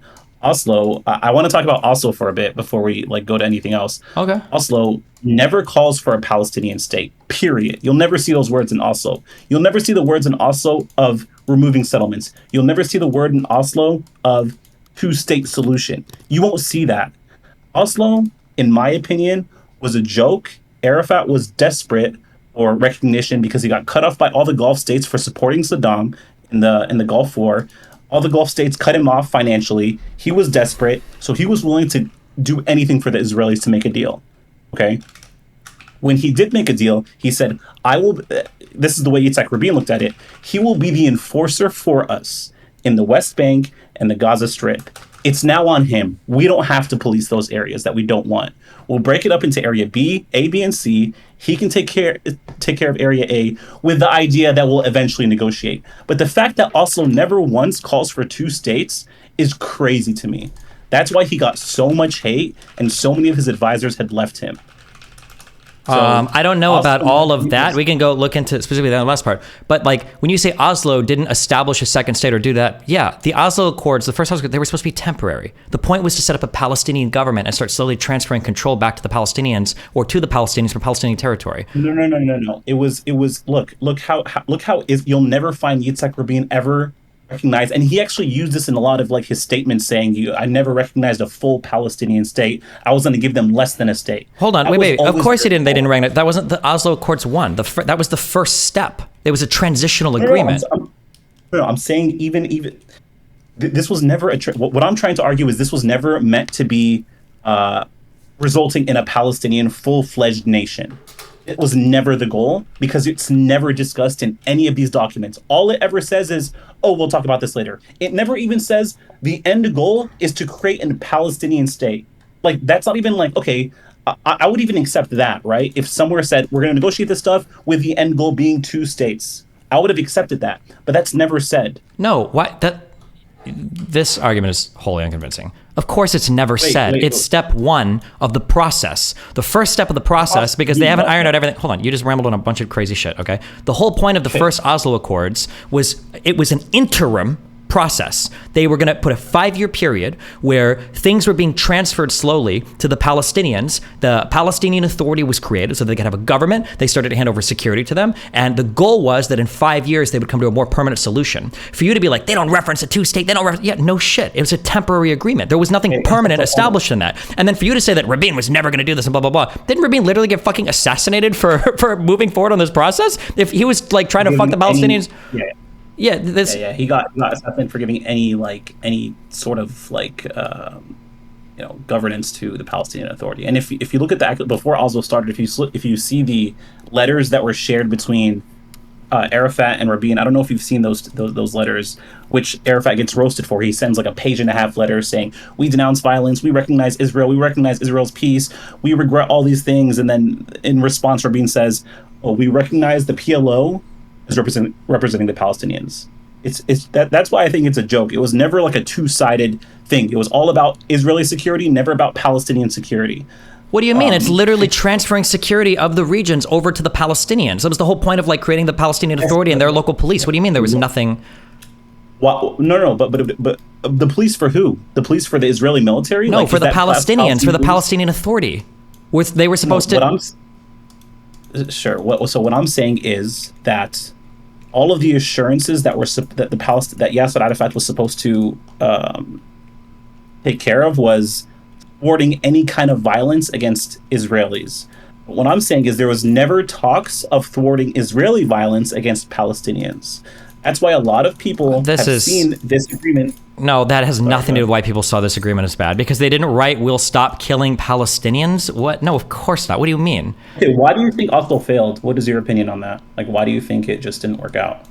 Because I don't think either side... Well, it depends on how conspiratorial you want to get, I guess. I probably am partial to the opinion that Arafat didn't want it to work out because he saw there to be a more fruitful future in fighting than actually figuring out like a permanent like arrangement to the situation. What do you base that off of exactly? The 6 or so different statements that people had given relating to Arafat warning about or preparing people for violence for the second Intifada after the Camp David stuff failed. The idea that every Arab nation... Also, don't jump to Camp David. We're talking the 7 years from 93 to 2000 before Camp David started. Yeah.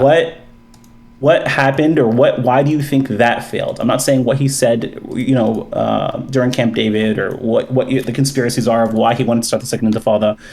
You've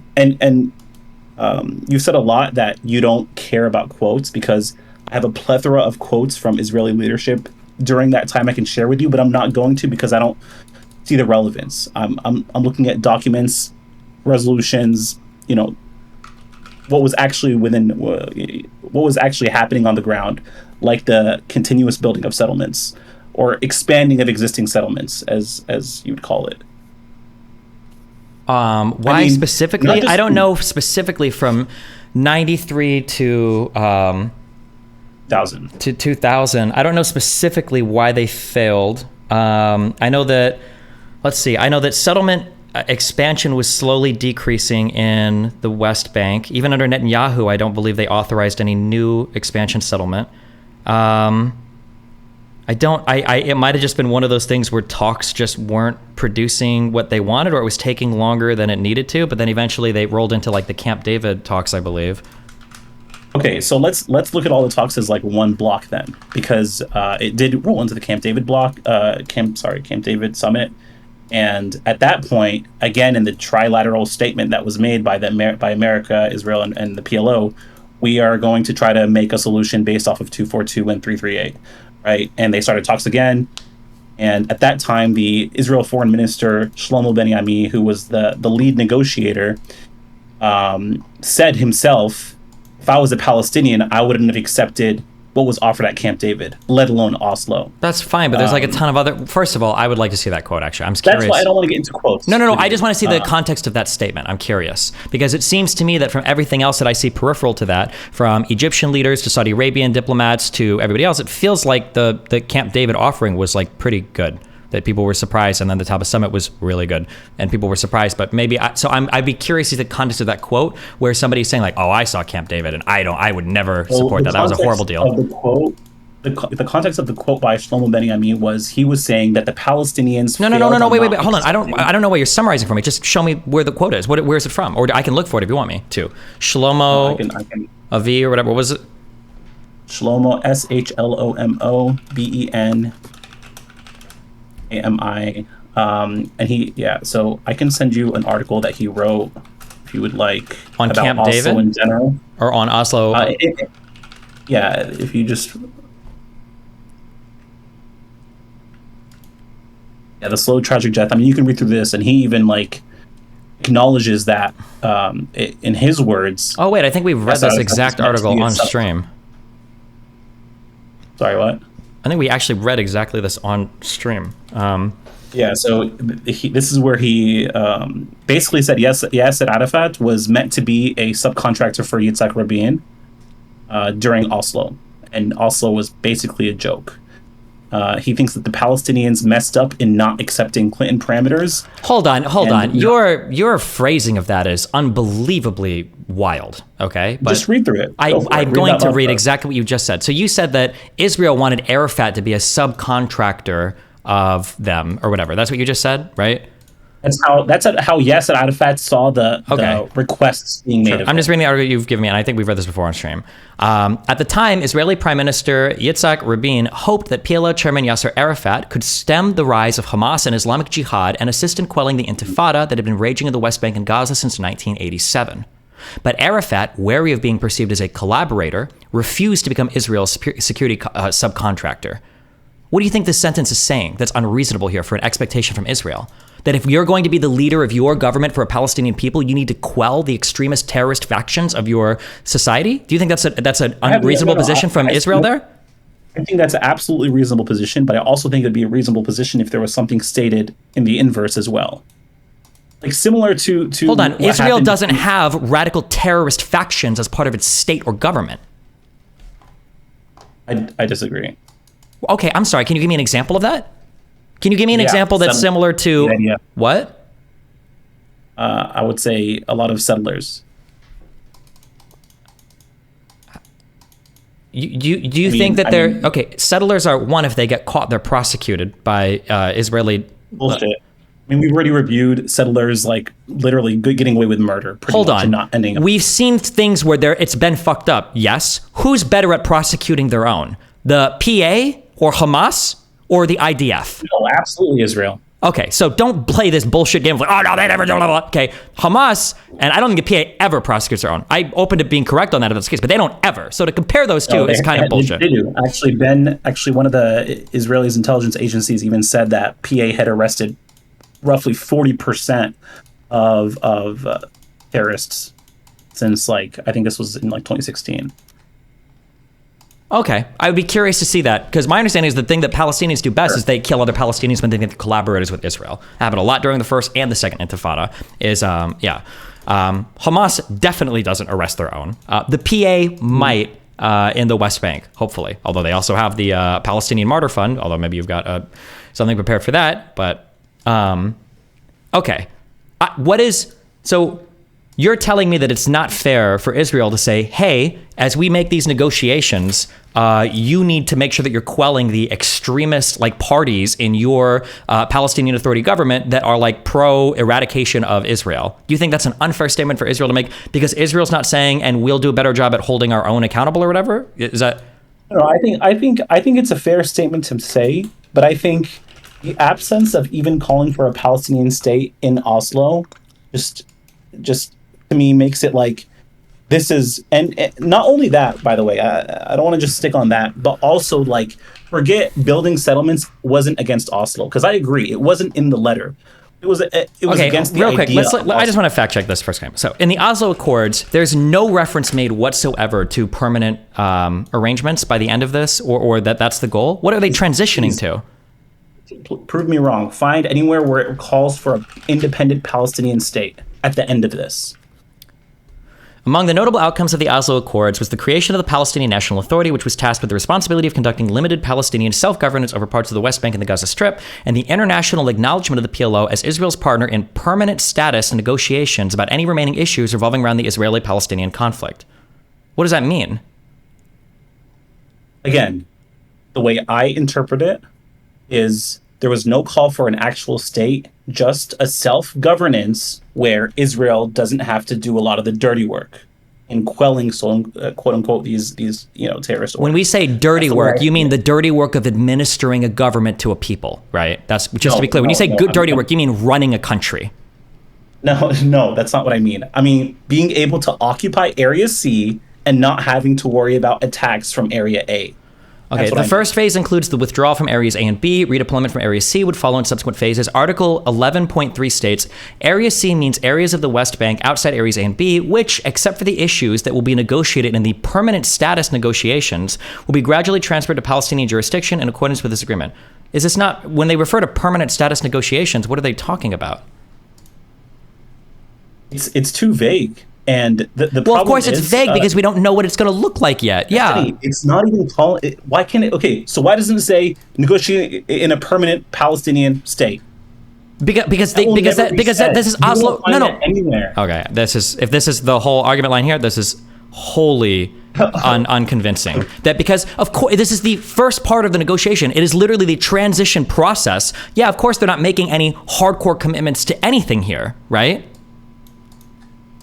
Okay, here's a question. I don't even know if Arafat, I don't know if the Palestinians would want to say, what if they said a permanent two-state solution? I don't know if the Palestinians would want to sign on to that, because maybe well, fuck, now we can't do one state. The idea that the idea that a state acknowledgement isn't in here means that none of this was negotiated in good faith? I'll tell you why I don't feel like it's negotiated in good faith, because it's not just about state. It's about borders. It's about settlements. It's about military outposts. And none of that is talked about. So if you look at the essence of what's being talked about in Oslo, it's just to create some self-governance in these usually dangerous areas within the West Bank that Israel doesn't want to build settlements in.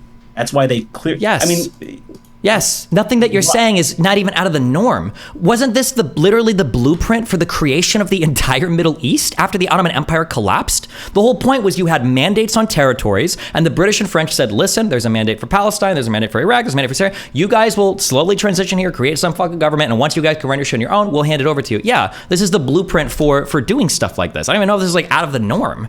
Okay, so you believe that Oslo was actually intended to create a Palestinian state fully? Almost certainly, yeah. Unless there's some very hardcore evidence that I'm not aware of that points in contradiction to that, yeah. I mean, I disagree with you, and I'll just say my disagreement is based on there not being a call anywhere to make a Palestinian state. Whereas in other peace proposals, there has been clear goals. But in Oslo, it wasn't seen that way. But I mean, I'm not gonna just fight with you on my interpretation of this. Yeah. So moving on to Camp David. So what do you think? Why do you think Camp David fell apart? The thing that the running narrative that I have on this is that Arafat didn't have an actual desire for ending this in any sort of peaceful negotiation, that he went into this with certain goals, and once those goals were met, he started to ask for more and more, and that eventually he preferred to fight and lead the second intifada, and thought that they could make more gains or gain more support that way rather than actually finalize negotiations at Camp David. So he didn't leave a response to the final offer and then ditched, and then the second intifada more or less began a few months later. I don't think. Okay. Let me just say what my take was, and then you can rebuttal. I think there was an offer made. I think after Oslo, Arafat was just embarrassed with himself. He went in and tried to play like a tough guy. His approval ratings were super low before Camp David, and after Camp David, they actually skyrocketed because he rejected the deal that Israelis had provided without providing a counter offer. And that's when that quote comes in. When you say his approval was really low, why was his approval really low? Like going into the Oslo Accords and everything?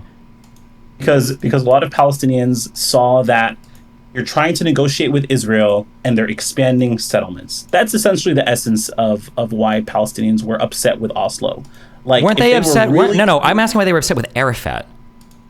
Because he agreed to that. He was the only one. Are you sure that they weren't massively ass mad at Arafat because in 91 he supported Saddam Hussein and it caused like 200,000 people to flee Kuwait after his invasion? I thought that was where a massive hit for Arafat's popularity came from. No, of course. Okay, so going into 93, I don't know if this idea that like they hate him for being, for I don't know, whatever narrative you have here. My understanding is Arafat was decently unpopular for a while after that. Oslo Accords were 2 years post 91. Like, I don't know if he took a hit because he negotiated a bad deal at Oslo Accords or whatever.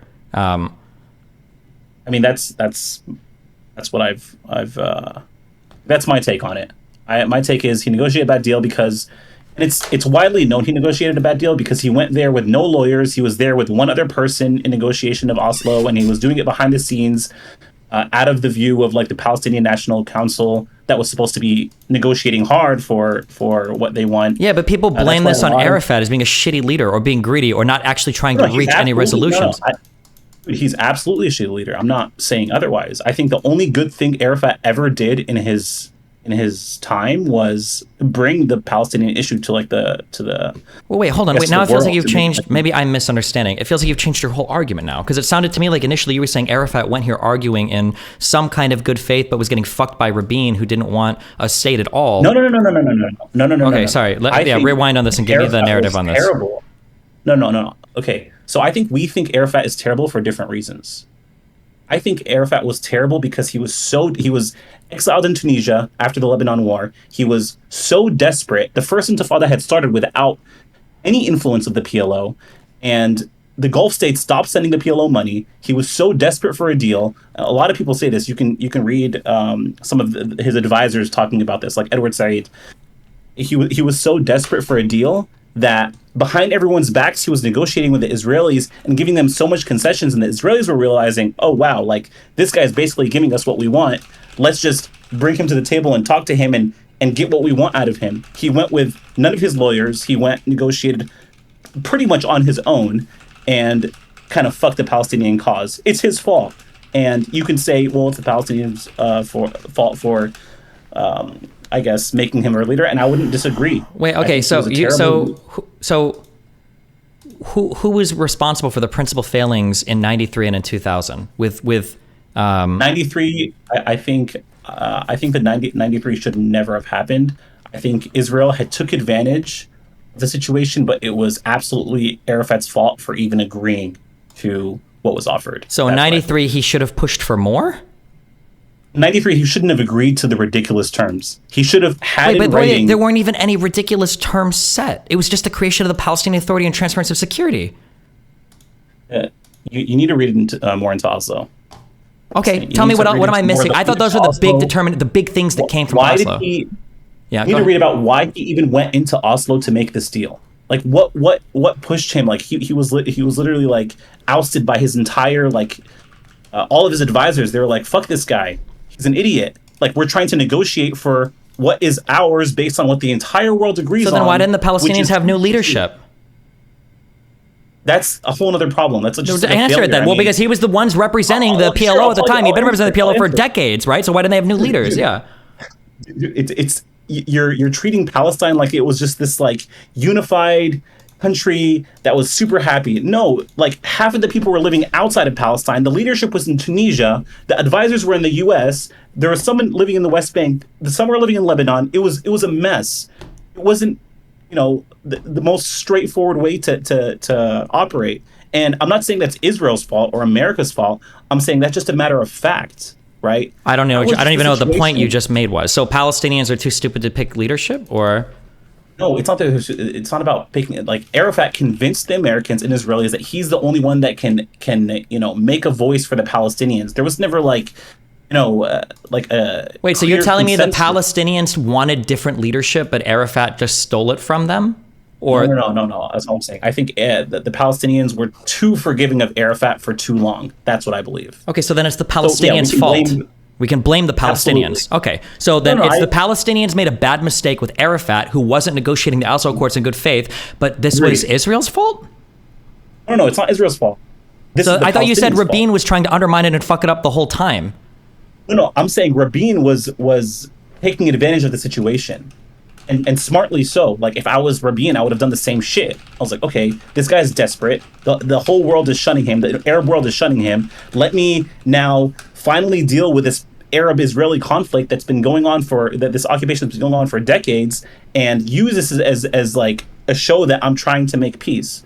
That's what I'm saying. If you read on the history of the- If you want to throw me some stuff that I get more context on, I'd love to read it. This is like 9/11 truth or conspiracy levels. Like there is a very simple Occam's razor. Palestinians chose shitty leadership. Arafat has a history of being a shitty person. Arafat has a history of choosing violence, right? And then Arafat, as a negotiator for the Palestinians, signed I don't even think the Oslo Accords were a bad deal necessarily. I don't know where you're getting this from. But like, even though all of the shittiness exists on their end, Rabin, the guy, by the way, who literally got assassinated for trying to make peace with the Palestinians, okay? That guy was secretly trying to undermine the Palestinian statehood process the entire time in a way that nobody else but him and some secret advisors or whatever could see, or like... No. Okay. Like you just gave me a lot. So first, I recommend you read the history leading up to Oslo. Don't just jump from 73 to Oslo. Hold on. Like, the Wait, history there- hold on. Don't just... Hold on. Okay. Hey, Wait, I'm gonna respond no, to you. stop. Okay, hold on. Tell me what parts I'm wrong for on the history here. So when you say history leading up to Oslo, I don't my understanding... believe Wait, that no. Rabin Hold on. was Wait. Hold on. Wait. Let me be clear here. You can tell me if I'm wrong, okay? Because I don't... This whole part is like getting into Lebanese civil war and shit, which I didn't read as much, okay? Here's my understanding. Part of the roadmap for the Oslo Accords was Camp David, okay? Yes or no? Do you agree or disagree with that? We're talking about Camp David in 79? Yes. So that Yes. was the peace treaty. That was the peace deal with Egypt. Well, actually, no. I would say Madrid was like the true start to Oslo. Madrid 91.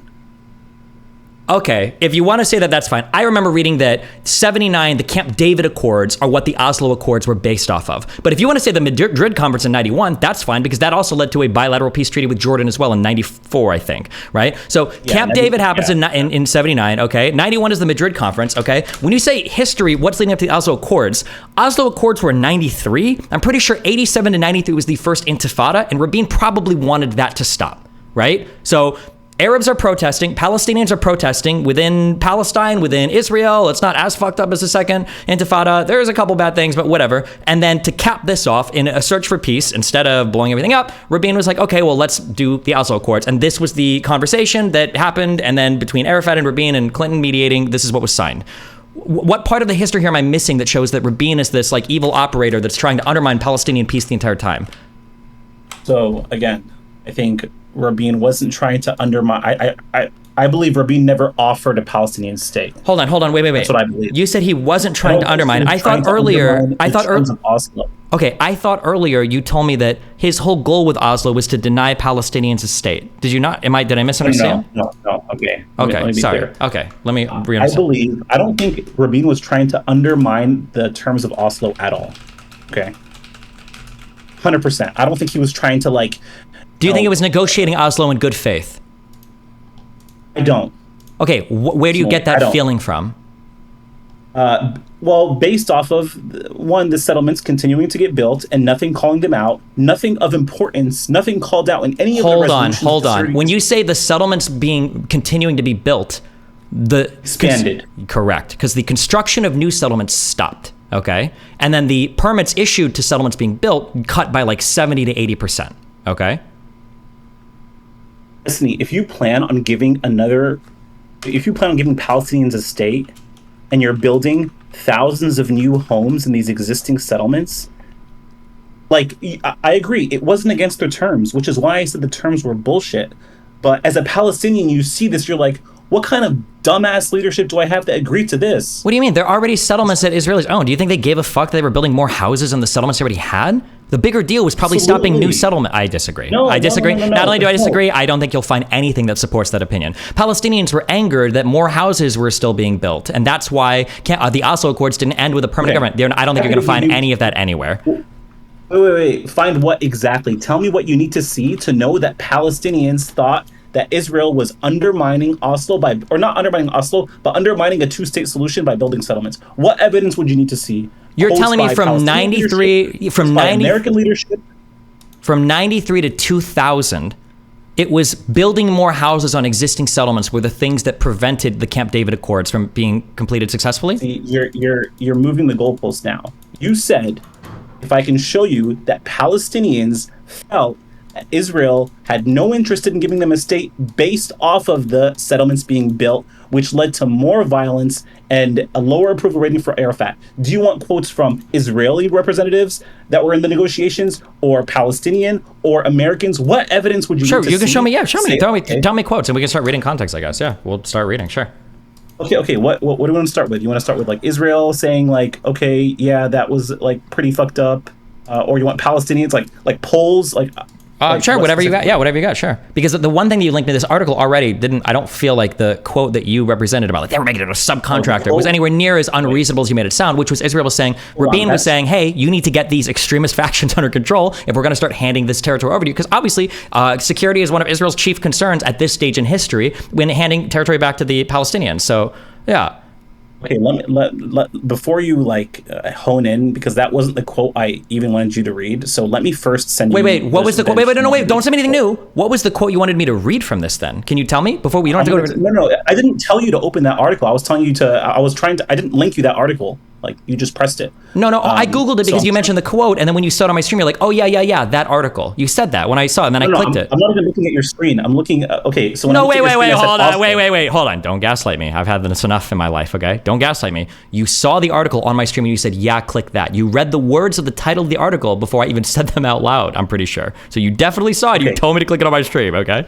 No. You literally, I Googled this because you mentioned Shlomo Ben Ami. You referenced this article, and I Googled it and looked for it. That's the only reason I looked this up. Okay, okay, I agree. I'm wrong. I can see. Okay, that's fine. Okay, I'm just trying to find the quotes. I got it. Of Shlomo Ben Ami, I may have thought that the quote that I was looking for would be there, but it's not. So, if you go to just look up his name.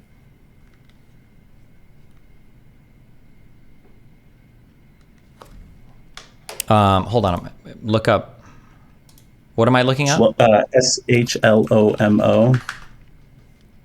S-H-L. Originally was talking about Shlomo. S-H-L-O. Oh, Shlomo. Okay, sorry. Okay, what am I looking for? There was a quote that I was referencing that. 2006, Shlomo Ben Ami stated on Democracy Now! That Camp David was not a misrepresentation of Palestinian. That if I were Palestinian, I would have rejected Camp David as well. This is something I put in the book, but Taba is the problem. The Clinton parameters are the problem. Referring to one book. Okay, so 50 debates.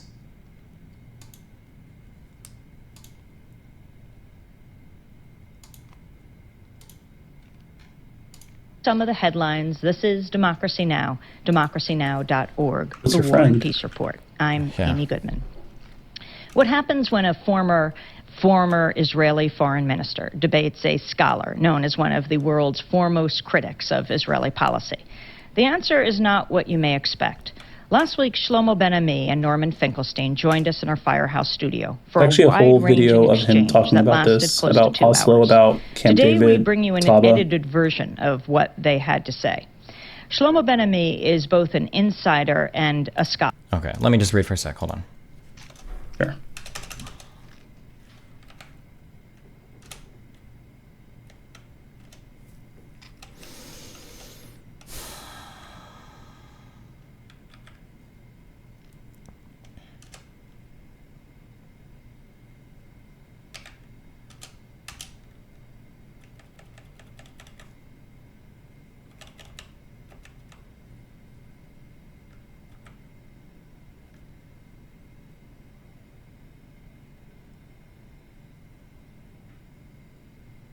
Oh no. No shot. Oh, fuck me. Hold on. Well, hold on. Sorry. Not my precious Wikipedia. Okay, hold on. Okay, I'm probably misreading this. This says right here, okay, in Wikipedia it says, in 2006, Shlomo Ben Ami stated on Democracy Now! That, and I quote, Camp David was not the missed opportunity for the Palestinians, and if I were a Palestinian, I would have rejected Camp David as well. This is something I put in the book, but Taba is the problem. The Clinton parameters are the problem, referring to his 2001 book, Scars of War, Wounds of Peace, The Israeli-Arab Tragedy, right? Mm-hmm. I'm reading the transcript for this, and Shlomo Ben Ami says, yes, okay, the last third part of the book, as Dr. Finkelstein says, there is the diplomat, and this same diplomat still behaves in a way as a historian when he says in this book that Camp David was not the missed opportunity for the Palestinians, and if I were a Palestinian, I would have rejected Camp David as well. This is something I put in the book, but Taba is the problem. Wait, so this isn't a quote from Ben Ami, this is a quote from a diplomat that he's quoting. Am I misunderstanding this? I might be misunderstanding this. I believe this is either from Swisher's book that quotes Ben Ami, or it's from Ben Ami's book, The Scars of Peace Talks, or whatever it's called. Yeah, I understand, but I'm just saying that this doesn't sound like a quote from Ben Ami. It sounds like a quote he's putting in the book relating to... I don't know what he says in the book. This is his quote. He was the lead... So Shlomo Ben Ami was the lead negotiator at Camp David for Clinton parameters and at Taba. So he's just referring to himself in the third person?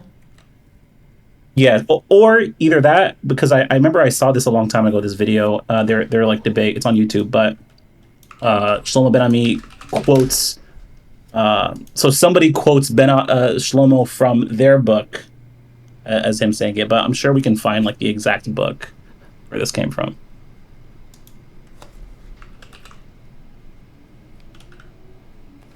I'm like 190, okay, I don't want to say 100, but 99.9% sure that's Shlomo Ben Ami's quote. The Intercept. Oh God. Okay, hold on. Find the book name if you'd like. Let me actually try to find it too.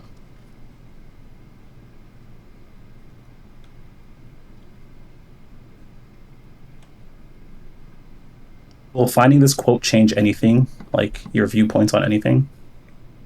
Well, initially, you told me that Shlomo Ben Ami, I think you were saying he was involved in the negotiations or intimately familiar with the negotiations for Oslo Accords, correct? Yeah. He was involved in the negotiations at Camp David. Or at Camp David. Parameters. And then you're quoting this guy as claiming that the Oslo Accords were sabotaged with a quote from him. So that's interesting to me. If he was involved in these negotiations, he's saying that, I'm curious why he's saying that. But if he didn't say that, but he's quoting another diplomat that said that, well, now I want to know. No, I don't think that quote even says, I think that quote says Camp David was not the missed opportunity for the Palestinians. So Camp David, the Camp David offer of whatever offer was offered at Camp David, which was like the best offer up until that point, he's saying that was a bad offer. If he was a Palestinian, he wouldn't have accepted that.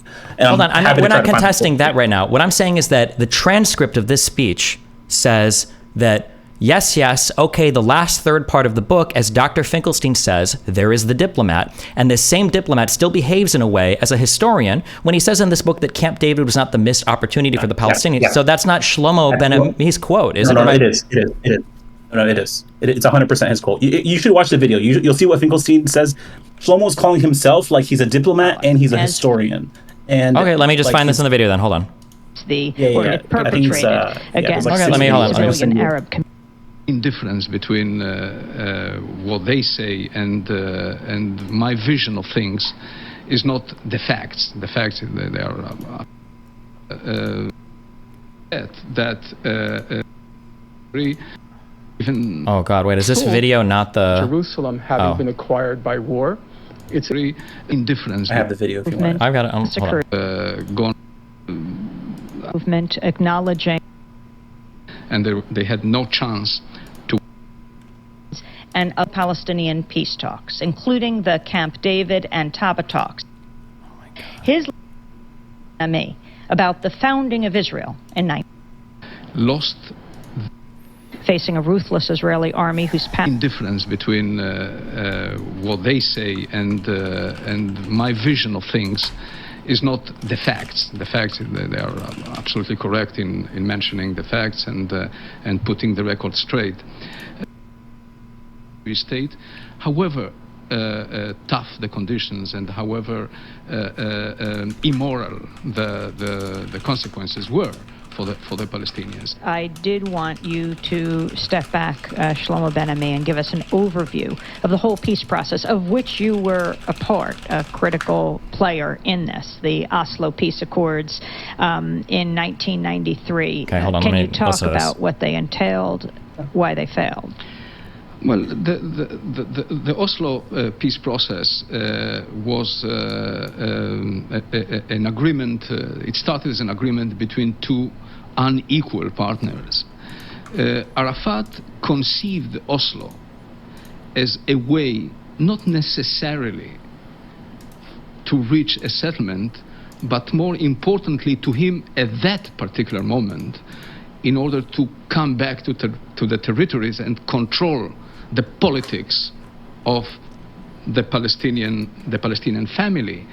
Don't forget that the Intifada, to which Oslo brought an end, started independently of the PLO leadership, and he saw how he was losing control of the destiny of the Palestinians. His only way to get back to the territories was through an agreement with Israel. So in Oslo, he made enormous concessions. In fact, when he was negotiating in Oslo with us, an official Palestinian delegation was negotiating with an official Israeli delegation in Washington.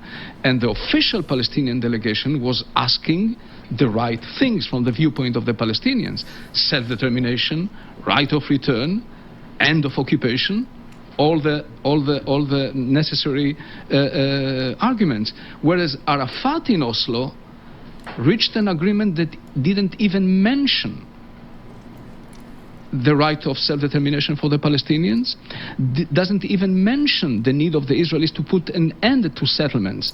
If the Israelis, after Oslo, continued expansion of settlements, they were violating the spirit of Oslo, not the letter of Oslo.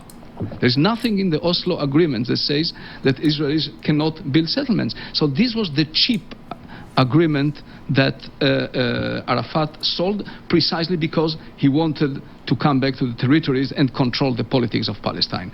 Now, the thing is that a major problem with Oslo, on top of it, was that it solved very minor issues, such as Gaza, and even people on the far Israeli right were ready to give away Gaza. But it left open the future. The future was unknown. The two sides, the two parties, started to embark on a process when they had diametrically opposed views as to the final thought that, okay, I'm almost finishing this one.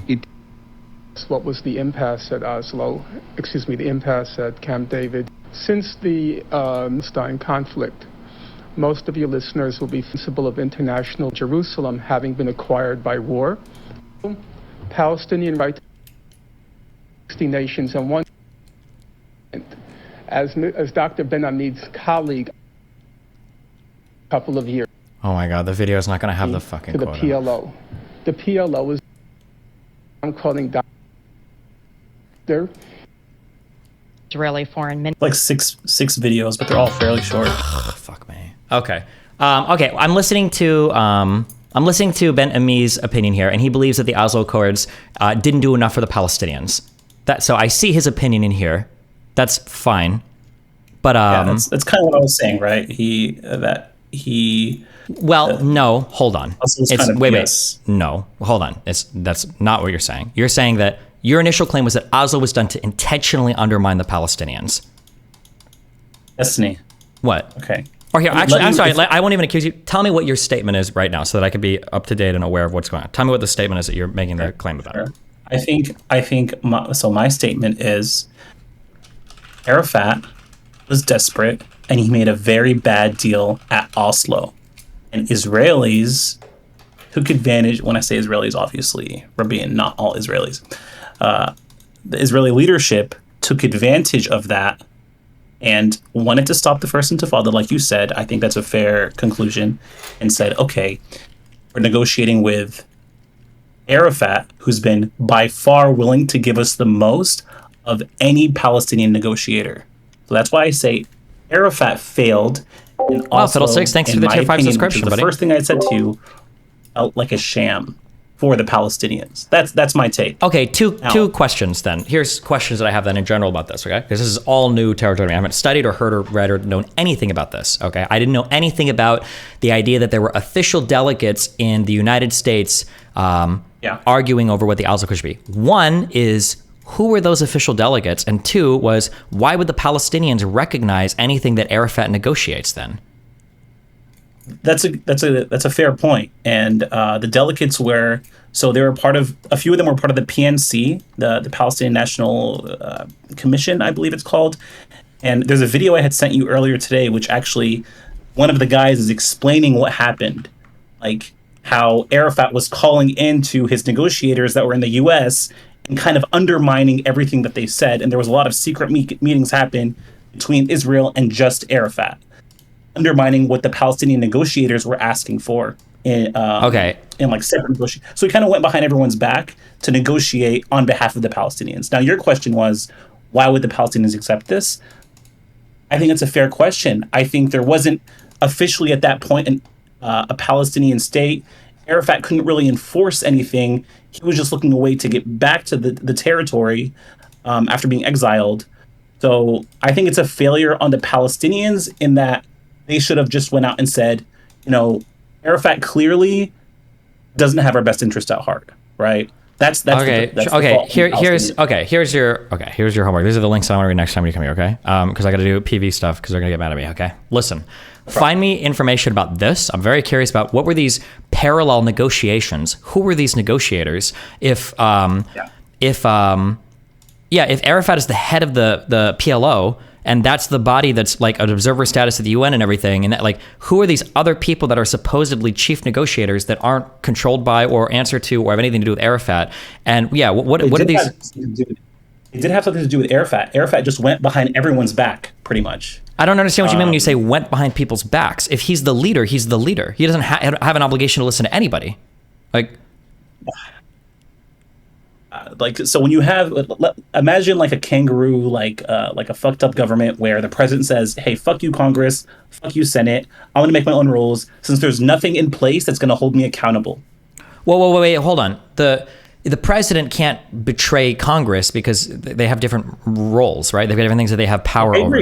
Yeah, but I'm curious. So if Arafat is the leader and he's the sole like chief negotiator or whatever, is he if he disagrees with his like diplomats or whatever the fuck? Listen, I would just say, because I got to finish with some PV stuff, and we can do this tomorrow because I'll be here tomorrow. I'll be here all day. Nothing's happening, okay? I'm here now, streaming for at least 4 more days, okay? So you can come back tomorrow. Find more information about these, like, parallel negotiations. I'm super curious about this. I'll read through this entire sprint. Does it change anything to you, though? Like, I don't want to look for things if it doesn't change your opinion. This is interesting to me. The fact that there are parallel negotiations happening, yes, because part of the narrative that I have relating to faulting the Palestinians is that Palestinians are choosing bad leadership, and the leadership is doing stupid things. If it was the case that the Palestinians actually had chosen people that were existing in the United States that were trying to negotiate on behalf of these things, and Israel's like, you know what? Maybe we can just talk to Arafat and we can undercut the actual Palestinian desires or wants or Palestinian needs, and we just start time. That's pretty shitty on the Israeli part. And I would say that, like, I don't know if that destroys the entire Oslo Accords, but it's definitely a point in the favor of, like, this is Israel acting in, I don't know if I'd say bad faith, or yeah, basically bad faith, like trying to fuck over the Palestinians. So I'm curious about those parallel negotiating factors or whatever. That's interesting to me. Yeah, I've never heard of this before. Yeah. I'll give you plenty of resource. Like, I started this off kind of like with the assumption that you already know about this. That's why I think we were disconnected. I'll provide you resources next time, and I can even just send them to you, and you can read through them on your own, whatever you prefer. Shoot it to me. Okay. All right. I love you. Yeah. Okay. All right, and take care. I'll see you. Bye. Oh man. Hi, what's up, babe? Hey, Fiddlesticks, thanks for the tier 5 sub, everybody. Oh, Christian didn't say anything. Okay, hold on. What do we have open here? Hello. Oh, hi, what's up? Wow. Why did you do this to me? Dude, what did I do to you? You brought on a guy to talk about international law for like 2 hours today, and then you just brought in a guy to talk about... Oh, I've just been having people Palestine. jump in and chat. Fuck, yeah. What? Yeah, I gave you a schedule at the beginning of the day. It was booked 1 to 7. Oh, I thought people were just gonna, like, jump in. Wait, hold on. Who else? Wait, did we miss somebody? 1 second. Well, yeah. We missed Erudite, and then she hung out after all day to jump on later, and then now she's gone. She had to go. Oh, okay. This is 1,000,000,000% my fault. I should have said something more explicitly. I'm sorry. Because people were like messaging me like, Hutch wants to jump on, this guy wants to jump on, and then you messaged me for Sam and Eric want to jump on, and I gave him permission. I thought that's what we were doing. I should have been more clear with that. My bad. That's 100% my mistake. My bad. Okay. Straight Raid is coming on now. Who? I'm sorry. What? Straight Raid is coming now. Oh, my bad. That sounded like you said something very different. Okay. Sorry. Yeah, sure. Okay. The NSA brings up fair concerns, but it's misguided to think that Israel's continued settlement expansion helps them in future negotiations, especially when the intention of the settlement is to give as much as possible in case he needs to stop or remove settlements. Well, isn't that literally helping them in future negotiations? Didn't you just prove it with the next sentence? It helps Israel with the goal of territorial expansion. It's counterproductive with the goals create. Oh, I mean, obviously, right? They're probably trying to grab as much shit as possible. That's the only thing I can think of for, yeah. No, the settlements of Golan Heights are incredibly simple to understand. Syria's made no attempts to seek peace with Israel like Egypt has. The settlements make it a harder attempt for Syria to take it back by force and use it to launch attacks against Israel. I felt like Destiny cut off Dylan more. I might have cut him off more. But it's because I felt like he was like going. Like he kept like it felt to me like he was restarting his argument over and over and over again.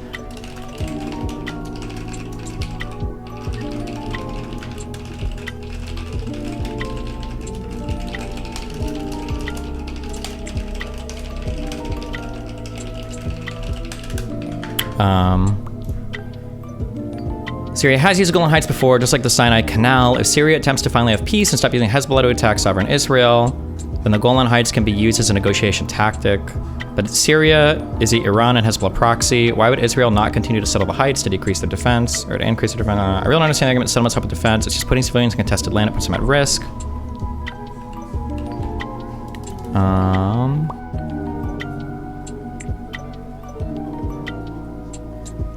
Fuck, I clicked another link. I shouldn't have done this. Dacian's arguments for voting against the resolution is weak and inconsistent. He simultaneously claims the resolutions don't do anything, so no one cares. Voting against the resolution shows our support for Israel, which is something we want to do. No country lets the U.S. postures in the UN affect their decisions. 2 is inconsistent with 1 and 3, of course. Okay. I can't tell sometimes if I'm not being clear enough or if I should expect some reasonable interpretations of my statements. I'm sorry. Let me clarify. When I say the resolutions don't do anything so no one cares, I don't mean that there is literally absolutely zero impact on resolutions. They're political statements. And I think I said as much. Yeah, people do this because they're like, I think I call them virtue signals, but they're political statements. By the way, virtue signaling is not necessarily a bad thing. A country stating their position is fine. They're virtue signals. They're saying we support Israel, we don't support Israel here or there, okay? Voting against the resolution shows the support for Israel, which is something we want to do, which is what we do. That's the whole point of resolutions, show your support or abstain from supporting or whatever. No country lets the U.S. posture and the UN affect their decisions. On things related to Israel, probably not. 2 is inconsistent with 1 and 3. Yeah, I think only if you read 1 as being like me being literally autistic, that like resolutions literally mean absolutely nothing and do absolutely nothing for anyone. Like obviously they mean something. Like people cite them in ICJ cases and people are like, oh look, the resolutions say blah, blah. Like they're like political statements basically, right? The whataboutism during the debate is also annoying. He constantly shifts to, what about the other nations in the region of the world? Yes, they suck. That isn't relevant to why the U.S. is falling on its sword over an obvious resolution and wouldn't jeopardize the relationship. And the fact that Nancy believes 3 when he simultaneously is very cognizant of bad optics and politics kind of belies his bias here? Wait, what? And on that note, another argument that wasn't brought up is also just how bad it looks, even domestically to Americans, to see your country vote basically alone. If you show someone that map on social media, it is pretty easy tool to radicalize someone with, or at least make lose faith in any current... What? True, brainworms.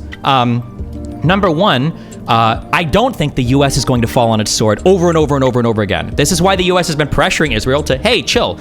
There is a line that Israel can cross where eventually the U.S. is like, we're cutting your budget, or we're not funding you anymore, or this is too much. That is absolutely a possibility. You guys kind of made fun of him when he came in here because he suggested, there was a caller that I brought in a while ago. I actually hate this because I am a bit more aggressively inclined in conversation, especially over this. And that guy was a little bit more kind of like passive, but he was the guy that came here to talk about the conflict. And he had mentioned that like maybe for a mediator, maybe China would be a better mediator than the United States. And then he also said something like, maybe the United States should just say fuck it and abandon Israel. Cause like, do we really care about them that much anymore?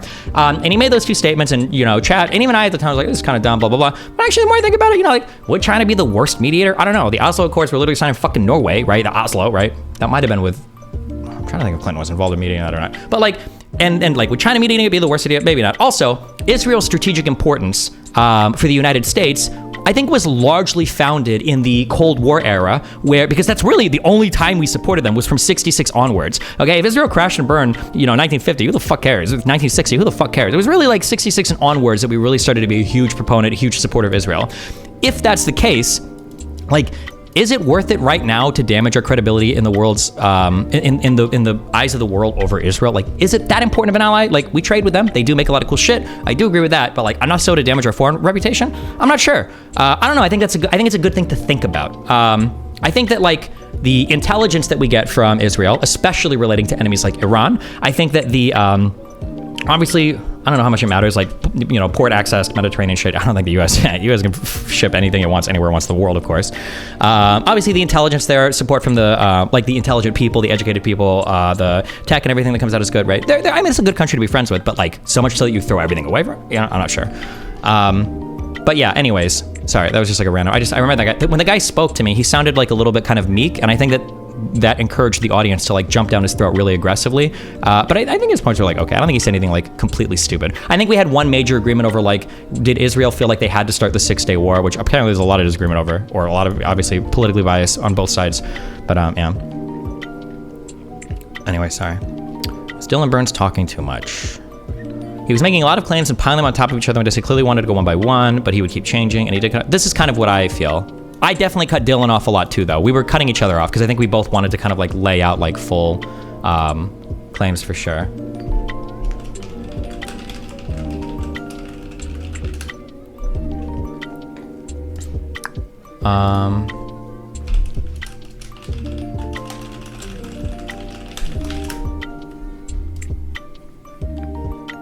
Okay, hold on.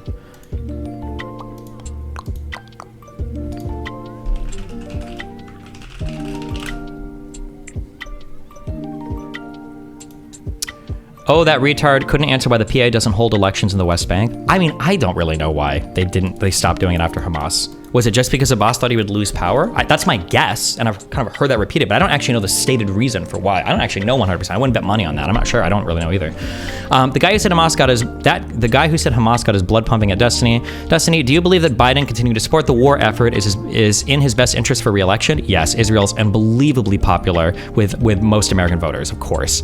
Why would you not have this level of relation with Israel? There is no reason not to, and there is a lot of reason to have. Well, the reason not to is because you start to look bad if Israel's on some fuck shit, and they kind of damage your credibility around the world. Wasn't Dylan offering more pivots disguised as whataboutisms though? I don't think I would say Dylan was like pivoting at all. I think he was just trying to make analogies to like strengthen his point. But I wanted to like be a little bit more focused on what we were talking about. But no, I don't think Dylan was like pivoting away from stuff. You know, Dylan claims on illegality were bad.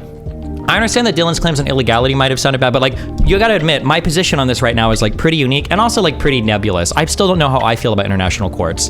I did make a tweet about this though a month or two ago, and people got really mad when people were like, oh, Bush and Obama are war criminals. Like, really? Where? In what court? What do you mean war criminal, right? I do feel like when we say illegality or something is illegal, I think we need to be able to justify that. But I mean, I understand that's also, as crazy as it sounds, it's a relatively unique position. People usually just see you doing things and they say, oh, well, you're bad, so you shouldn't do this, obviously.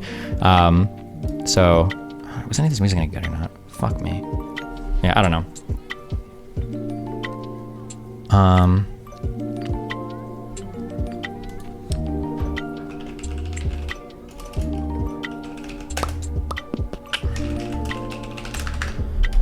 You feeling different about the international community's condemnations of Russia now?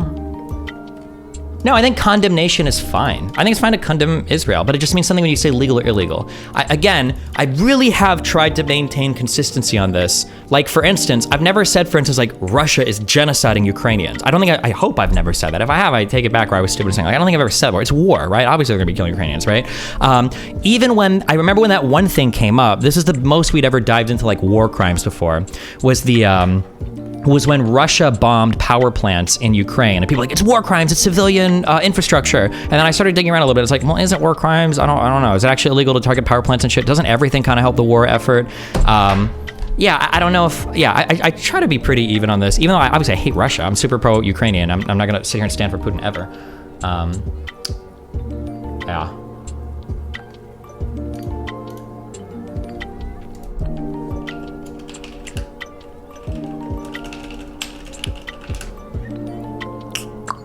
Hold on. I need to send in another assignment to my teacher.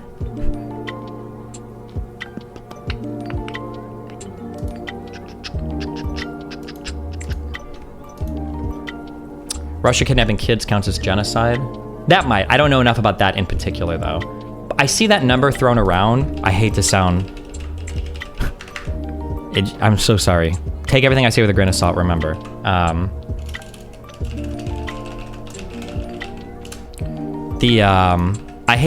When people say like 700,000 kids were abducted, that sounds like a lot of people. That's a really big number of children. Is that actually true?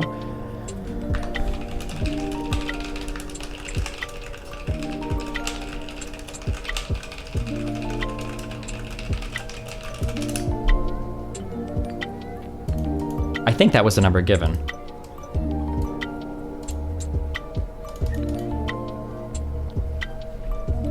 Kidnapping kids is super fucked up, but how is it genocide? Trying to forcibly relocate or abduct children, I believe, is like the intention. If the intention is to destroy a certain type of people, it's an intentionality thing there, so that we consider that genocide.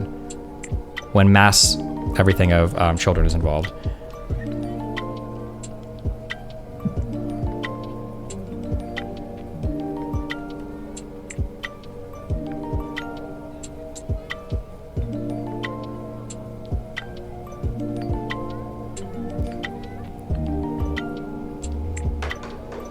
So would you be comfortable saying Russia's annexation of Crimea was legal in 2014? People said it was illegal without any court decision, no? When I fight against, and again, you can go back through my VODs, and if I've been inconsistent, you can nail me on it, and I'll further qualify my statements, because maybe I made bad statements in the past. I believe what I said in the past was Russia's annexation of Crimea is bad because, like, the new norms of the world that we established after the Cold War was you don't go in and conquer territory anymore. You don't invade places and steal shit. That's just not, like, the kind of peace that we've established today, especially in Europe and around the world, generally revolves around this principle of countries not invading and taking territory. That's a really bad idea for a whole variety of reasons. I don't know if I've ever said it's bad because, like, the criminal court said it's bad, or there's like a criminal court that says that this is not good or something. If I have said that, then that argument was bad and I shouldn't have said that. But I don't believe that I said that. But okay.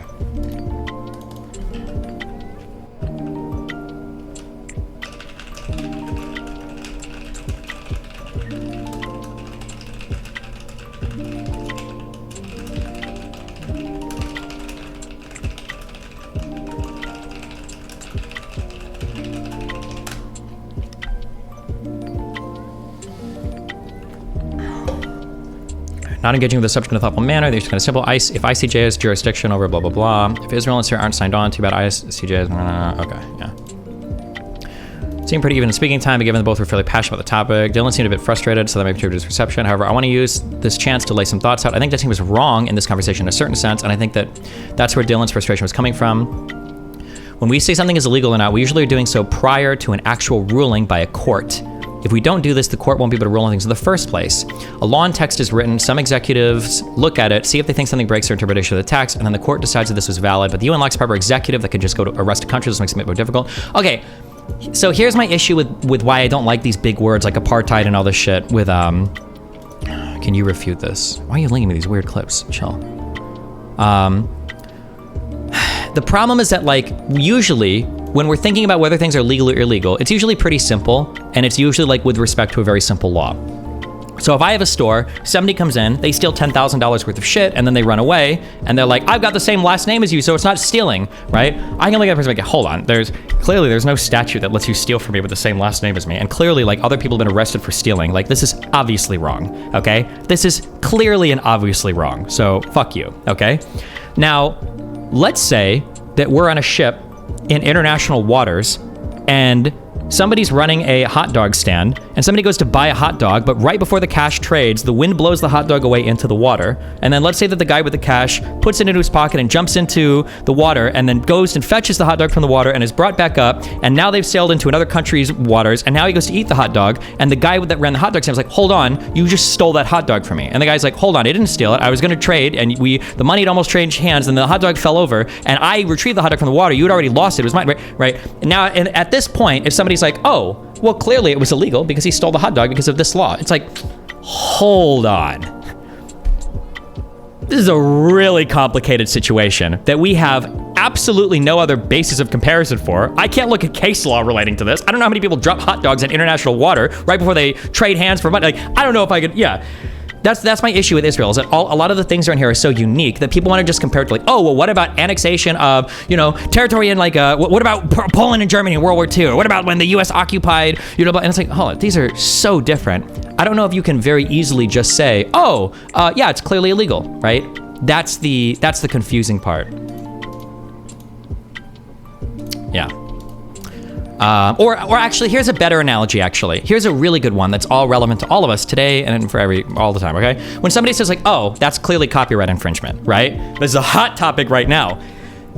And that's a much simpler issue than Israel-Palestine. Maybe. I actually don't know if that's a simpler issue, right? But that's one where it's like, oh, well, copyright infringement. Well, is it? I don't know. Let's do the fair use test. Would this survive in front of a judge? I don't know. Do you ever do jury trials on fair use? Is copyright, because that would be considered civil. Wait. You must have jury trials for civil issues, right? I think I asked this question before, and the answer is yes, right? Civil cases, what am I doing? Do civil cases have juries? Under the 7th Amendment, any civil case with the value of controversy greater than $20 can be heard before a jury. Okay, yeah. Look at the Johnny Depp case. Defamation and, oh yeah, because those are civil issues. You're right, defamation, okay, yeah. However, I think we can default to calling something illegal if it's reasonable to say it violates the text of the law. I agree with this. So when Dylan brought up the rule regarding encouraging population transfers in occupied territories, I would say it's pretty reasonable to look at that and then look at settlements of the Golan Heights to say, hey, that seems to violate this rule, so I'm going to call it illegal. Here's something I don't know, and somebody can answer the question. I don't know. If a country tries to invade you, and then you fight back, and then you conquer some of their territory and take it, is that illegal under international law? I actually don't know. I don't know the answer to that. I also don't know if the ICJ makes rulings on issues between Syria and Israel. I don't know if either of them have submitted any jurisdiction for the ICJ to make any decisions there. I don't know the answer to that, right? So I don't know if the jurisdiction is there, and I don't even know the legality of the situation here. I don't think it's quite as simple, right? I'm not sure. Pure questions of law where facts are in dispute, i.e. this is fair use, will often be decided at a summary judgment stage, which is decided by a judge. Where the facts are not in dispute. Well, bro, don't make me do this, okay? I don't think that's true. I think that you can get a summary judgment if it's like clearly, like somebody's clearly in the right or wrong, I think you can get a summary judgment. But like the facts could not be in dispute, but you could still have, because fair use would be an affirmative defense, I think is considered, right? That would still be an argument you'd make in front of a judge. I don't know if you would do summary judgments for complicated fair use cases, even if the facts aren't in dispute, right? Hey, I broadcast this guy's video for 1 hour on my stream, but I added commentary around it, right? Boom, I agree. The other guy is, agreeing. We can motion, cross motion, whatever the fuck. But I don't think that a judge is like, okay, well, summary judgment. Unless it was literally like, I rebroadcast this guy's hours worth of content, and the judge looks at it, is like, yeah, okay, summary judgment for plaintiff. You're obviously fucking wrong. You're out of pocket, right? Get the fuck out. But on complicated cases where there's actual arguments, even when the facts aren't in dispute, unless the facts are whether or not it like passes a test or something, but I could be wrong. I'm not sure. I'm not a lawyer. Your astute analogy, likening the Israeli-Palestinian imbroglio to a hot dog adrift in international waters, is a stroke of artistic brilliance, a poignant portrayal of the anarchic dance on the seas of international law. Bravo. Thank you, Criminal Cutie. Criminal Cutie's descendant, $20.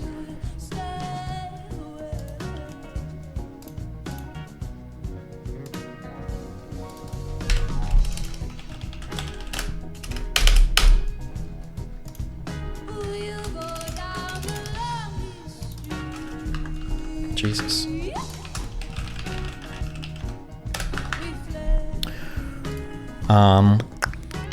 You aren't saying a court has ruled on this case or Israel's been convicted of this crime, but you can still point at it and say, hey, this is illegal. I think Lycan's analogy was decent in this case, but I'd go a step further and say that because this seems to so clearly match the letter of the law, we can use a more cut and dry example like stealing a car, since most reasonable people would say stealing a car breaks laws around property rights. But again, like, is it really that clear? I'm not sure.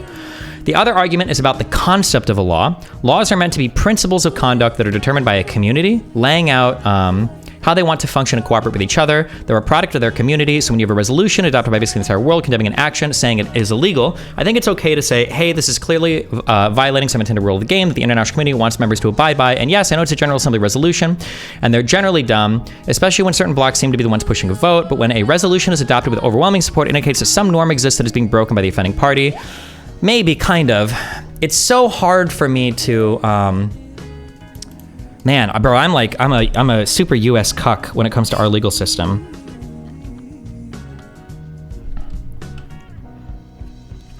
I like the concept of like locality of jurisdiction and like jury of your peers. It feels so weird to me to have people like ruling on things that are not even remotely involved in them, where the issues are so hazy or never going to be applicable to another country, right? Like, let's say that like we were to do like a UN resolution on, and obviously this wouldn't happen for a variety of reasons, but let's say you do a UN resolution on like, oh, like let's say 95% of the countries in the world were majority white. Let's say we do a UN resolution on slavery, and it's like, okay, well, I think that white people should be able to enslave black people. Well, most people support that. Let's say there's like 5 countries of like black people or whatever, and now the white people are going to slave them or some shit, and they're looking at us like, okay, well, fuck you. This doesn't apply to you. It doesn't affect you. Like, why would I care what your statement is on this particular thing? Although that argument that I just gave is a little bit silly then, because it's like, okay, well, what about like Russia and Ukraine? Can nobody have an opinion on that because they're not being invaded? Are you not allowed to have an opinion on that? But then I would say that like the chances of Russia invading a country like Ukraine is more analogous to an ordinary invasion of a country, whereas the Israel situation is pretty unique in nature. But then the question is, well, then can you make no rulings on any situation ever that's unique in nature? Why would we have any kind of statements or commentary on like apartheid, for instance? It's not like every country practices. That was a relatively unique thing. I'm not sure. I don't know. I have to think about it. Direct criteria of what is illegal from rulings back to reasonable interpretation of text and the overwhelming consensus of the community that in principle creates the law. Like, what about when you get an overwhelming consensus of my understanding, I could be wrong on this, didn't the majority of legal scholars and judges and everybody, didn't the majority in the United States support the concept of the right to privacy being pulled out of those amendments and then using that to defend abortion? Wasn't that something that the majority of legal people supported? Was that constructed right? And the Supreme Court disagreed and it axed that. So it seems like the support overwhelmingly from a population, I don't know if I'd say overwhelmingly, and then from legal people didn't matter there. I don't know, fuck. I hate the legal or illegal arguments, but...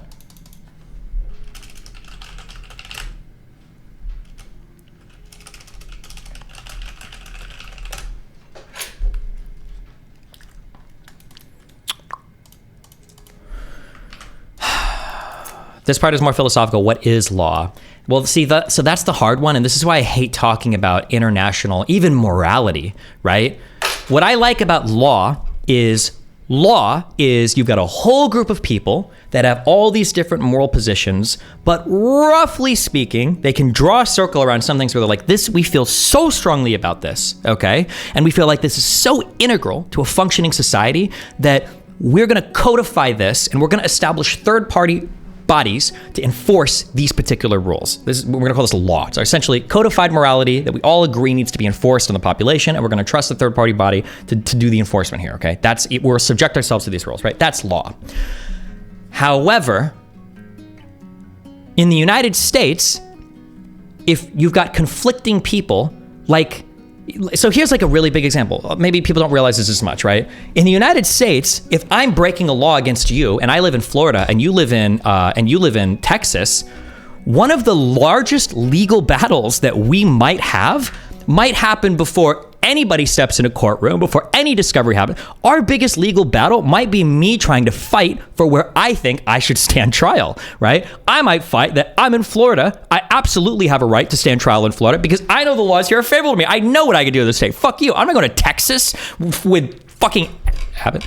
I almost said a different word. Sorry. I'm not going to fucking Texas to fight in your fucking laws where you guys, like, because I fucked 10 cowboys in the ass and you guys hate Brokeback Mountain, you're going to throw the book at me. I want to stand trial in Florida, right? And the guy in Texas might argue that bullshit, you can't stand trial in Florida. This concerns me and my rights in Texas, or at the very least, because you attack me on a platform that hosts all of the conversations. Looking in Pennsylvania, we can go up to Pennsylvania, we can fight there, but I'm not fighting you in Florida. I'm not going to your home state. Fuck you, right? Legally, some people would call this, although this is a bit malicious of, I think, of a term, people might call this forum shopping, right? Where you're trying to find what's the most preferential forum where they've got an agreement of rules, we can go and fight, right? So that's a big part, choosing your forum when you're having a fight. However, in the United States of America, at the end of the day, you can always ultimately appeal to the Supreme Court. You can do your appeals, you go to your appellate courts, you go to your, district court, appellate court, your state Supreme Courts, your federal Supreme Court, right? You can do that. Then you battle in the federal courts because you have your circuits, your circuit courts, and then your Supreme Court, right? Then you have an answer and you're done. That's it. The Supreme Court has the final say on it. That's it.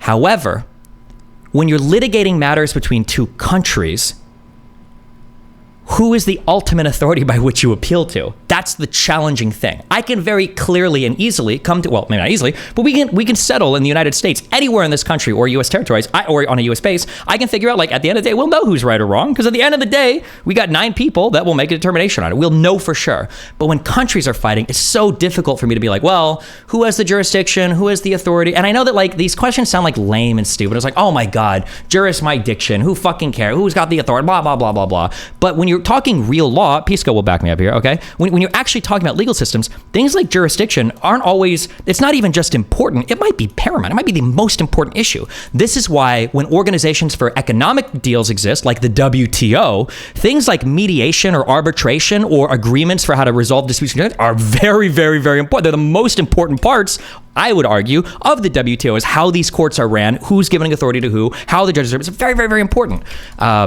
Yeah, so that's why, like, I know there's like lame, or I sound like I'm being lame when I'm like, well, who has jurisdiction and who's even signed on to these and blah, blah, blah. But they truly, this is like the backbone of how most legal systems run. And if you want to invoke the terms of like legality or illegality or whatever, then yeah, I think it's important. Sorry. Ugh. Okay, that was my vomiting of all that. Jesus. Also, though, I do believe the ICJ is hearing a case relating to the Palestinian settlements of the West Bank. So there, you got that too. Yeah. Okay. Here's Neo Destiny's thoughts on this. I already said it. Okay. Was this posted on last night on Destiny? I'm curious what my fans thought. I think if it got posted on last night on Destiny, my guess is going to be they super sided with me. Wait, is this my thing? Oh, it was on Dylan's, because I think I've got a lot of conservative fans on that channel right now. Why is it so